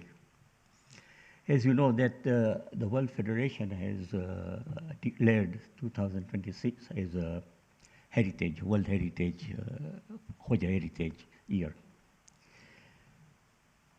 My main topic is based on Khoja heritage. So when we talk about our heritage, we can easily say that we have been for as many years. Sorry, yeah, that's better. Recently I was in Dar es Salaam, and the Hindu community, they had their heritage day as well. And they called me there. And one of the Hindu guys, he stood up and he says, you are not 200 years, not 150 years. Your heritage is 2,000 years because you are Lohana Khojas. We call you Lohana Khojas because you were all Lohanas. I said, yes, but then we became Ismailis. And then he said, we became Ismailis. So they say, you are Lohana Khojas. So he pointed it out to me. That was very interesting. We converted from Ismailism to Ishnashri. The history is well known in the 1900s or 1890s. there was a lot of problems going on, as Zulfiqar mentioned. But we shall stick to the last 180 years. I think our history is basically about 180 years. The Khoja Shia Nashris, who came from Gujarat, Kutch, Bhuj, Mahua, and all those places. It all started in 1842, when Mullah Qadir Hussain, who was born in South India, where he was a young man, and he had taken a lot of interest in Islamic studies. And then he went to Karbala. He was under the tutelage of Ayatollah Mazandarani, and that is where he learned about Shia Islam and all that. That is where he met Haji Devji Jamal, the pioneer of our Shia community in Zanzibar. And they had a great discussion with the Ayatollah, and as it was pointed out here, that they pointed out to Ayatollah Mazandarani that we don't go for Hajj, etc. And Ayatollah Mazandarani said, no, don't follow those people. Those are diverted people. So he asked Mullah Qadir Hussain to accompany Devji Jamal to India, Mumbai, and start Tabligh. So at the same time, Mullah Qadir Hussain came to Mumbai and he started his madrasa, which is still there in Palagali. If you visit Mumbai, if you go to the Palagali there, it's still there, the madrasa. So that is where our roots started, in actual fact. It was a very difficult time at that time in Mumbai, because if you have been to Mumbai, you will see the Jamaat Khana is there and the Ishnashri Mosque is just about half a kilometer away. And there were murders going on there. There was Gujarati Markut Tatiti. So much so that, according to the historical records that I saw in 100 years of Mumbai Jamaat supplement, 100 years supplement I got from Mumbai, they mention in there that the Ismailis never allowed the Ishnashis to pass near the Jamaat Khana. If they passed near the Jamaat Khana, they would throw stones at them. So the Ishnashris were not very rich people at that time. The only few people who were rich used to support the Ishnashris. And the Ismailis used to exploit this poverty in the Ishnashri community. So Mullah Qadir Hussain used to hold majlises at his home, madrasa at his home, but he was harassed. He was thrown out of his madrasa at one time because the Ismailis, they were the property owners at that time. So he had to bear a lot of difficulties, but he never gave up. He never gave up. He says, I'm not going to give up. He was adamant on the mazhab of Ahlul Bayt alayhi salam. At that time, he started printing Gujarati books, and one of the very, very interesting book is Chirag-e-Hidayat, which became a textbook of our Hoja community at one time. Many of the elders here probably may have seen it. But the real root was on the 28th of Safar, when an illustrious son of a Mumbai merchant, Ismail Bai and Jan Bai was born. His name was Ghulam Ali. In fact, Allama Turabi has mentioned in one of his lectures that Allama Hilli of Gujarat, he was the Allama Hilli of Gujarat, because at a very young age, Ghulam Ali attended his madrasa, Mullah Qadir's madrasa, and he was a very intelligent young man. He mastered Farsi, Arabic, Gujarati, and he always was a very disciplined in his way of life at a very young age. He was very much adored by Mullah Qadir, and Mullah Qadir found him to be a very, very interesting personality. When the madrasa was finished, Ghulam Ali, as we call him now, he used to bring his shoes from the rack, and he used to make sure that Mullah Qadir, he'd use him in anywhere. So at one time, Mullah Qadir told him that today you lift my shoes, a day will come when people will raise you in honor. Allahu Akbar. See, you will see later on in the lecture how his honor has been raised. The young Ghulam Ali, his father was a merchant, he was well-to-do, so he went to Ziyarat in 1879 when he was only 15 years old. And there he met Ayatollah Mazandarani and all the ulemas. And then after returning to India, he went to Malgaon in Maharashtra, and he started leading prayers there as well. But his destiny was somewhere else. He proceeded to Mahua. Mahua is in Gujarat, near Bhavnagar. Many of you may have gone there. When he went to Mahua, he saw a pitiful situation of the Hojas there. There was a lot of problem with the Ismaili community, and there were, as I mentioned in Mumbai, the story was the same. There was poverty, there was illiteracy, although they were Gujaratis, but they didn't have any religious knowledge. So he started to settle there. He said, this is a place that I want to settle. So he started the Tabligh of Ahlul Bayt alayhi salam. But at the same time, there was a migration pattern starting. In about 5-10 years, the migration pattern has started, that many were moving to Mumbai, and then from Mumbai to Africa. So that was the migration which had started at that time. And then when our grandparents came, they settled in a lot of places like coastal areas mainly, Zanzibar, Lamu, Kilwa, Bagamoyo, Indani, and far interior. There is a mosque in Bagamoyo, Lamu, which is about 100 years old.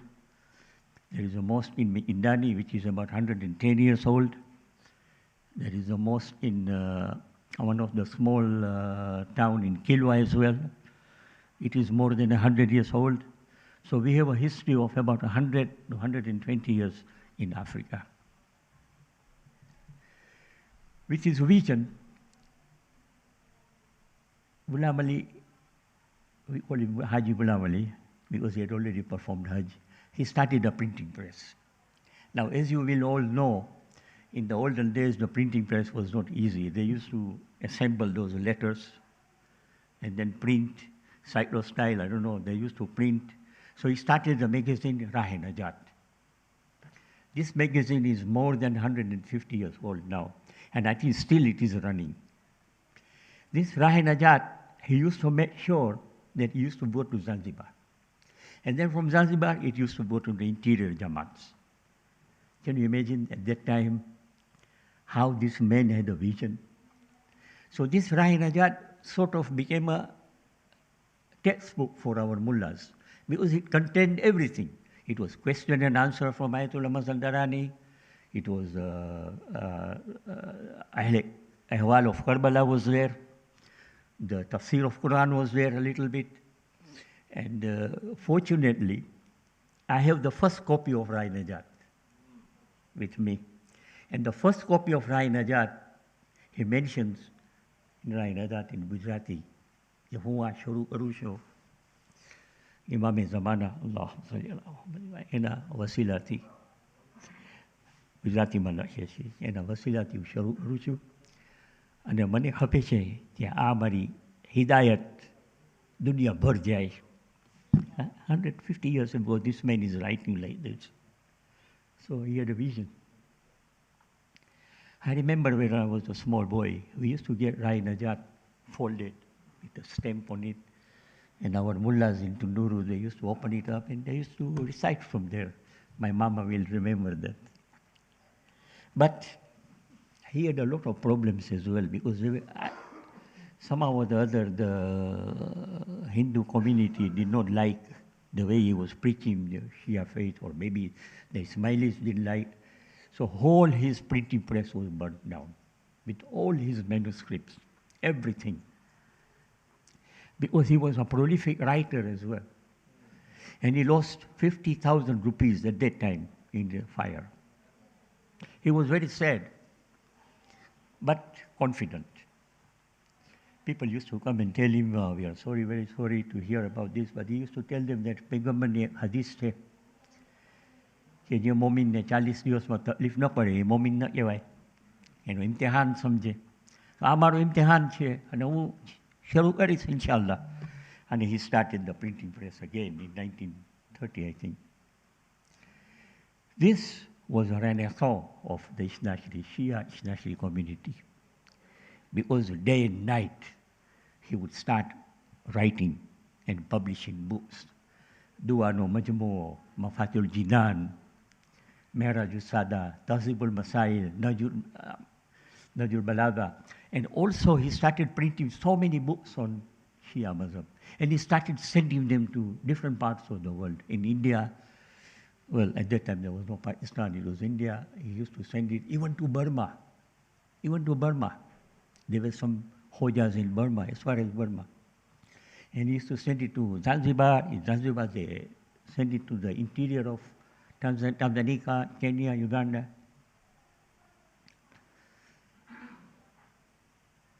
And this was the cornerstone of our community. This is where the community learned a lot of things. And this is the time when the Hoja community started Azadari in its own way, properly. And we had mosques built up, Imam Baras came up in every part of our towns and villages where we settled. But when I read about his history, I could find two things. It was Iman and Yaqeen in him. His biography, the way if you read it, you will understand that he had both Iman and Yaqeen. And that Iman and Yaqeen is something that he had followed all his life. And if you think very carefully, if you understand his philosophy of Iman and Yaqeen, our forefathers also behaved in the same way. They used to live in small villages in Africa.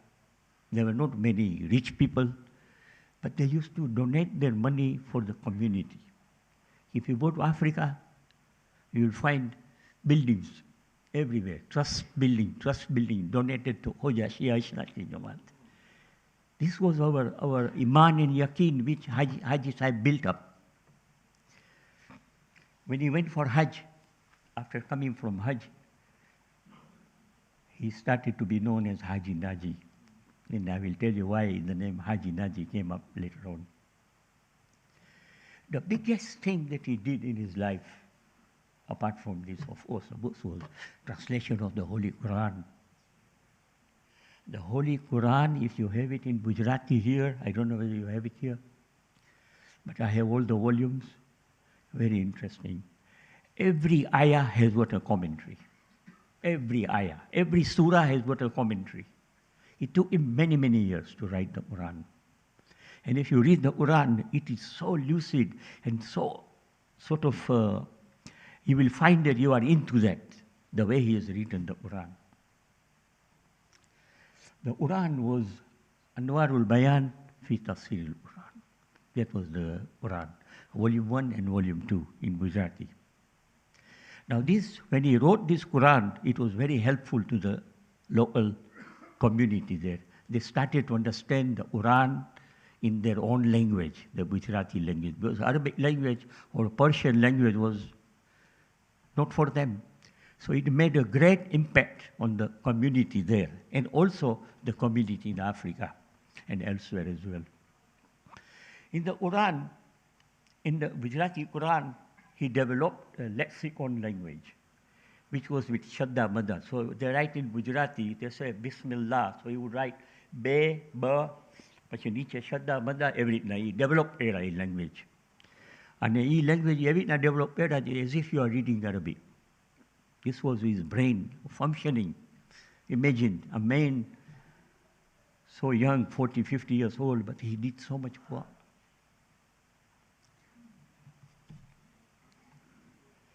I was watching an interview of Marhum Munawar Salil. I think you know him, the Alim Zair. And he was giving a biography of Allama Turabi. So in his YouTube, I was watching that he asked Allama Turabi, that Maulana, where do you get this Quran tafsir from? So Maulana Turabi said, Tumhare Hoje log ne banaya hai ye. I'm taking it from Haji Ghulam Ali's Quran, with Tafsir al-Bayan. He was shocked. So, what did Mullah Qadir say? That you will have an honor. And this is the honor he has now. You can imagine that a lot of alims must be referring to his Quran, I'm sure. If a person like Allama Turabi can say such a thing, it is unbelievable that others may not be following him. Of course, he made the Hoja community proud as well. Now, he earned the title of Haji Naji. Haji means the one who is born for a Hajj. And Naji means somebody who is a saver in the Arabic language, or probably in the Gujarati lexicon or something. So people started calling him Haji Naji. So he was well known as Haji Naji. In fact, this is our part of our heritage. We must reflect deeply about our identity. Unfortunately, a question we must ask, how did these pioneers of our community brought us where we are at the moment? Where we were, where we are, and where are we going to? At that time, there was no internet, no social media, no printing presses, no modern printing system, but they did it for the love of Ahlul Bayt and the community. Their sacrifice is immeasurable.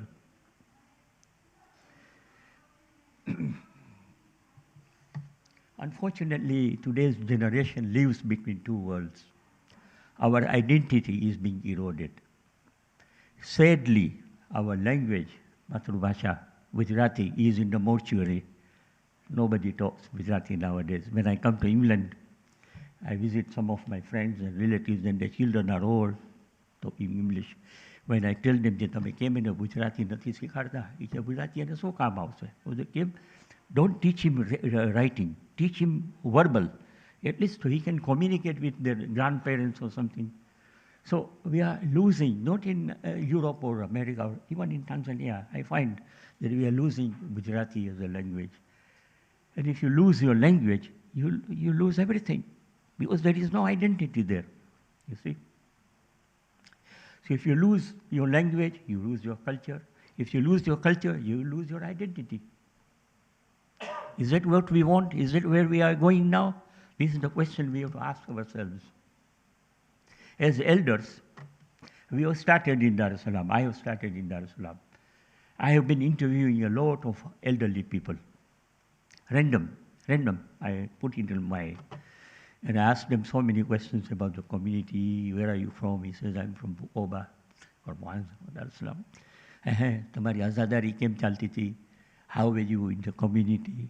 Who were the main people in the community? So this is something that the elderly, especially the senior citizens here, should be doing with your grandchildren or your children. Sit with them, record your conversation with them, and tell them the history of your family, of your parents, of the community, how we came, say for example, how you came to England, what have you been doing, where are you from? So this is very, very important that we should be doing this. This is our heritage. If we don't do this, in the next 10 years, we will be lost. An interesting thing that I'm going to tell you today is that the Federation, Africa Federation, when they appointed me as an archives section about 15 years ago, so I started writing to each and every Jamaat that whatever you have in your boxes, astaghfirullah, some of the boxes were sent to me, they were totally gone. Yani you could not even see what was in there in the boxes. So I gathered everything, and we divided each section, Arusha, Moshi, Mohanza, Dar es Salaam, Tanga, Tunduru, Lindi. So we have a very good archives section in Africa Federation now. And archives is very important. I think here also you should start archiving your reports, because you have so many people who have passed away, and they have to be recorded what was their achievement in the community.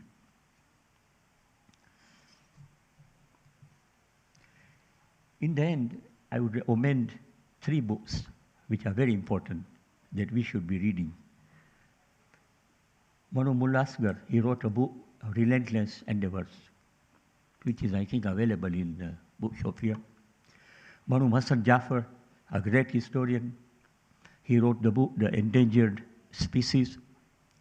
And recently, Dr. Sifton Panjwani, The History of Hoja Shia Nasheries in East Africa. These 3 books are very good books. All the books, they emphasize Hoja identity and emphasis on our culture and our traditions. It's very important. So these books, I think, should be taught in our madrasas as well. In Dar es Salaam, we have started a new thing. In Dar es Salaam, I have started a new thing that I go to madrasa, 13, 14, 15-year-olds, the children who are finishing madrasa at the higher level. And we have started giving them Hoja history. So some of the children, they tell me, "Humne to ek khabar hai nathi." So you see, it brings an impact on them. It brings a sense of identity. It brings a sense of belonging to the community. Some of them, their grandfathers have worked in the community. So this gives them an inspiration as well to work in the community as volunteers and everything. So emphasis on all these 3 books that I have read, it says continuation of our culture is very, very important. So I would request the Jamaat in Stanmore or everywhere in England to have these books available.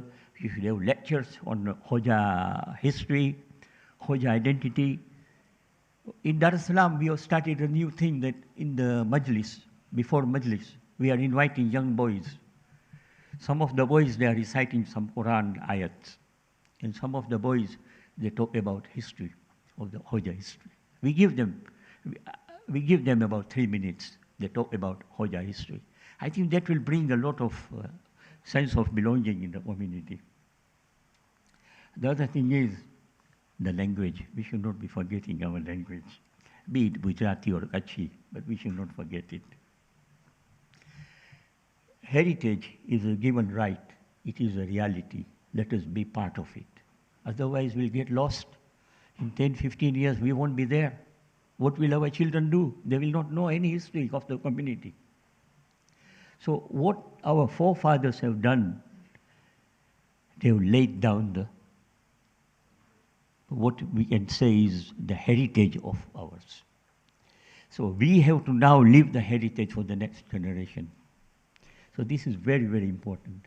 So let us recite a Surah Fatiha for the pioneers who have done so much work in the community, Marhumin, like Marhum Haji Naji and Marhum Mullah Qadir Hussain, Pilu Khatao, and so many of them, and those people in Kilwa.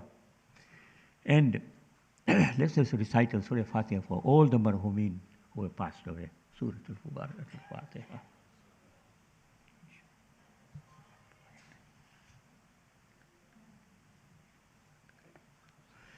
Thank you very much for listening to me, and thank you very much for inviting me. Wa akhiru dawana alhamdulillahi rabbil alamin. Ahsan jazakallah. Ahsan Hussain Bhai, thank you very much. It is very enlightening. I'm cognizant of time. We are really pushed because, very quick question. Very quick, please.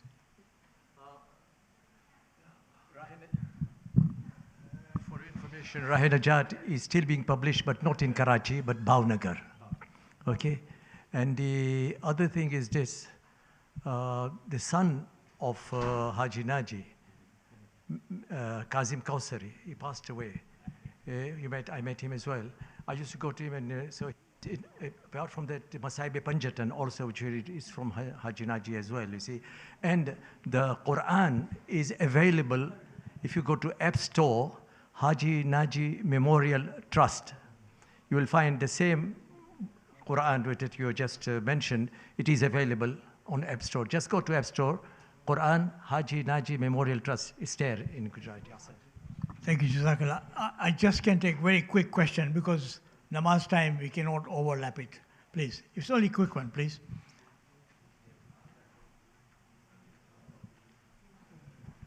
Assalamu alaikum.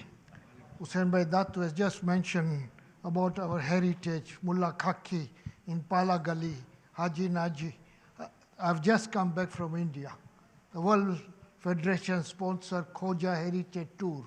We have visited all these madrasas of Haji Naji, and we have seen the Qabr of Haji Naji in Bhavnagar.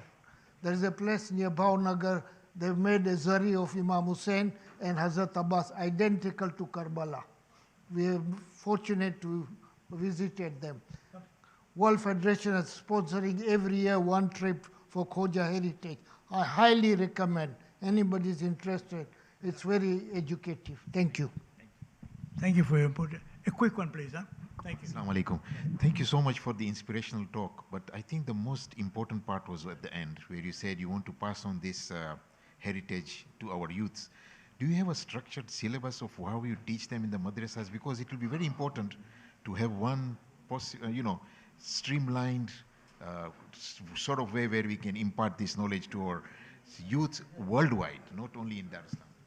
Thank you very much. That's a very good suggestion you have given me. Let me work on it, inshallah, and let me prepare one. Thank you. I'm really grateful to Hussain Bhai. Thank you very much for your time. Your timing to UK was perfect. Thank you for us. Jazakallah. I'm cognizant. Okay. Babar.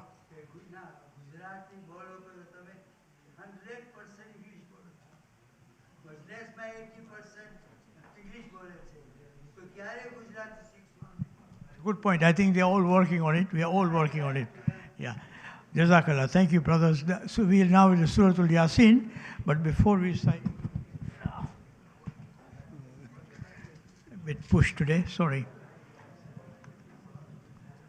Please recite Surah Fatiha for Maroom Hassan Ali Hirji, Maroomins of the family of Rajbali Gangji, Mauji Walji, families, Maroom Hasnain Qasam, Maroomins of Roshan Fazal family, Maroomins of Poptani family, Maroomins of Taki family, Maroomins of Pir Muhammad family, Maroomins of Shivji family, Maroomins of Gangji family, and Maroomins of Rashid family. Al-Fatiha.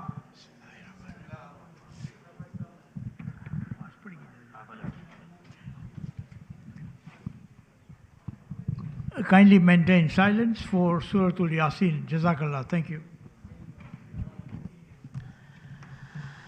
أعوذ بالله من الشيطان الرجيم بسم الله الرحمن الرحيم ياسين والقرآن الحكيم إنك لمن المرسلين على صراط مستقيم تنزيل العزيز الرحيم لتنذر قوما ما أنذر آباؤهم فهم غافلون لقد حق القول على أكثرهم فهم لا يؤمنون إنا جعلنا في أعناق مغلالا فهي إلى الأذقان فهم مقبهون وجعلنا من بين أيديهم سدا ومن خلفهم سدا فأغشيناهم فهم لا يبصرون وسواء عليهم أنذرتم أم لم تنذرهم لا يؤمنون إنما تنذر من اتبع الذكر وخشي الرحمن بالغيب فبشره بمغفرة وأجر كريم إنا نحن نحيي الموتى ونكتب ما قدموا وآثارهم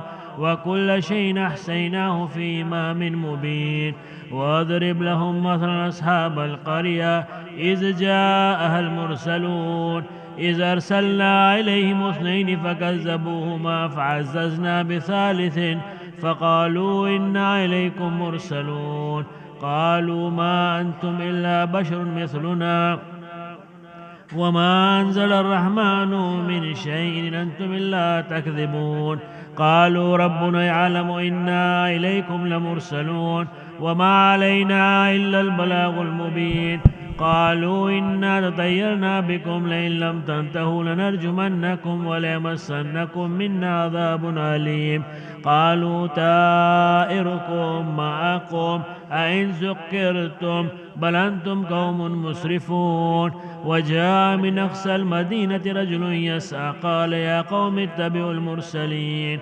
اتبعوا من لا يسألكم أجرا وهم مهتدون وما لي لا أعبد الذي فطرني وإليه ترجعون أتخذ من دونه آلهة إن يردني الرحمن بضر لا تغن عني شفاعتهم شيئا ولا ينقذون إني إذا لفي ضلال مبين إني آمنت بربكم فاسمعون قيل ادخل الجنة قال يا ليت قومي يعلمون بما غفر لي ربي وجعلني من المكرمين وما أنزلنا على قومه من بعده من جند من السماء وما كنا منزلين إن كانت إلا صيحة واحدة فإذا هم خامدون يا حسرة على العباد ما يأتيهم من رسول إلا كانوا به يستهزئون ألم يروا كما أهلكنا قبلهم من القرون أنهم إليهم لا يرجعون وإن كل لما جميع لدينا مهدرون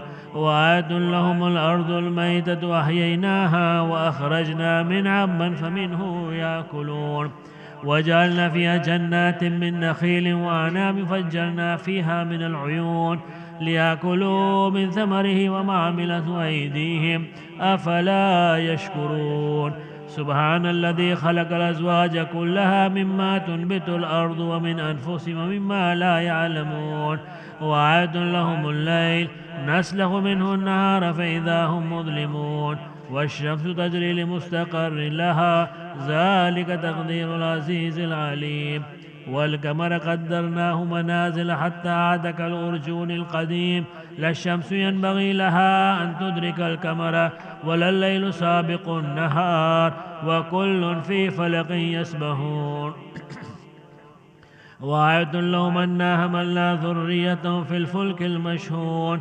وخلقنا لهم من مثله ما يركبون وإن نشأ نغرقهم فلا صريخ لهم ولا هم ينقذون إلا رحمة منا ومتاعا إلى حين وإذا قيل لهم اتقوا ما بين أيديكم وما خلفكم لعلكم ترحمون وما تأتيهم من آية من آيات ربهم إلا كانوا عنها موردين وإذا قيل لهم انفقوا مما رزقكم الله قال الذين كفروا للذين آمنوا أن نطعم من لو يشاء الله أطعمه إن أنتم إلا في ضلال مبين ويقولون متى هذا الوعد إن كنتم صادقين ما ينظرون إلا صيحة واحدة تأخذهم وهم يقسمون فلا يستطيعون توصية ولا إلى أهلهم يرجعون ونفخ في السور فإذا هم من الأجداث إلى ربهم ينسلون قالوا يا ويلنا من بعثنا من مرقدنا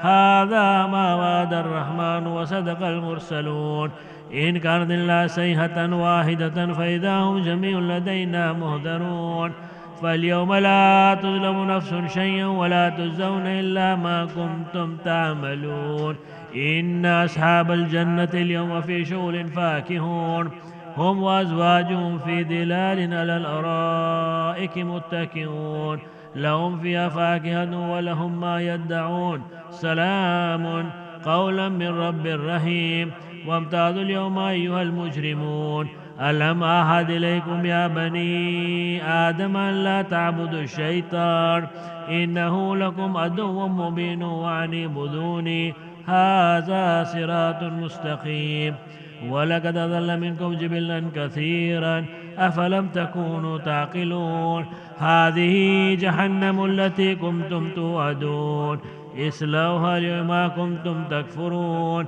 اليوم نختم على أفواههم وتكلمنا أيديهم وتشهد أرجلهم بما كانوا يكسبون ولو نشاء لطمسنا على أعينهم فاستبقوا الصراط فأنى يبصرون ولو نشاء لمسخناهم على مكانتهم فما استطاعوا مضيا ولا يرجعون ومن نكس في الخلق أفلا يأكلون وما علمناه الشعر وما ينبغي له إن هو إلا ذكر وقرآن مبين لينذر من كان حيا ويحق القول على الكافرين أولم يروا أنا خلقنا لهم مما عملت أيدينا أنعاما فهم لا مالكون وذللناها لهم فمنها ركوب ومنها يأكلون ولهم فيها منافع ومشارب أفلا يشكرون واتخذوا من دون الله آلهة لعلهم ينصرون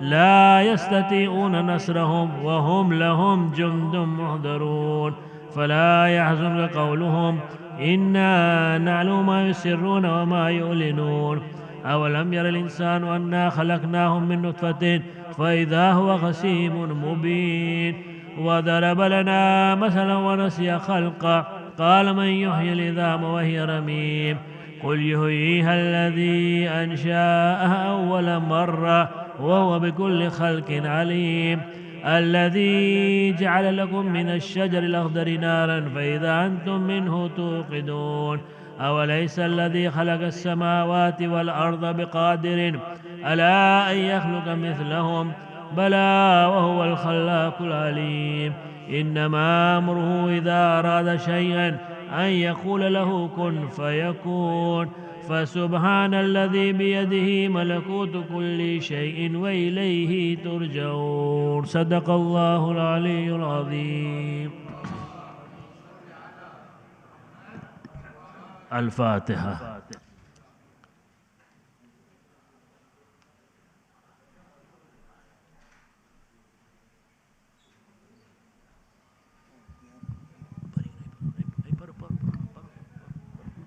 زيارة السلام عليك يا رسول الله السلام عليك يا نبي الله السلام عليك يا أمير المؤمنين السلام عليك يا فاطمة الزهراء السلام عليك يا حسن المجتبى السلام عليك يا أبا عبد الله الحسين مظلوم شهيد كربلاء السلام عليك يا أبو الفضل العباس السلام عليك يا أولاد الحسين وأصحاب الحسين السلام عليك يا علي بن الحسين ومحمد بن علي وجعفر بن محمد وموسى بن جعفر وعلي بن موسى ومحمد بن علي وعلي بن محمد والحسن بن علي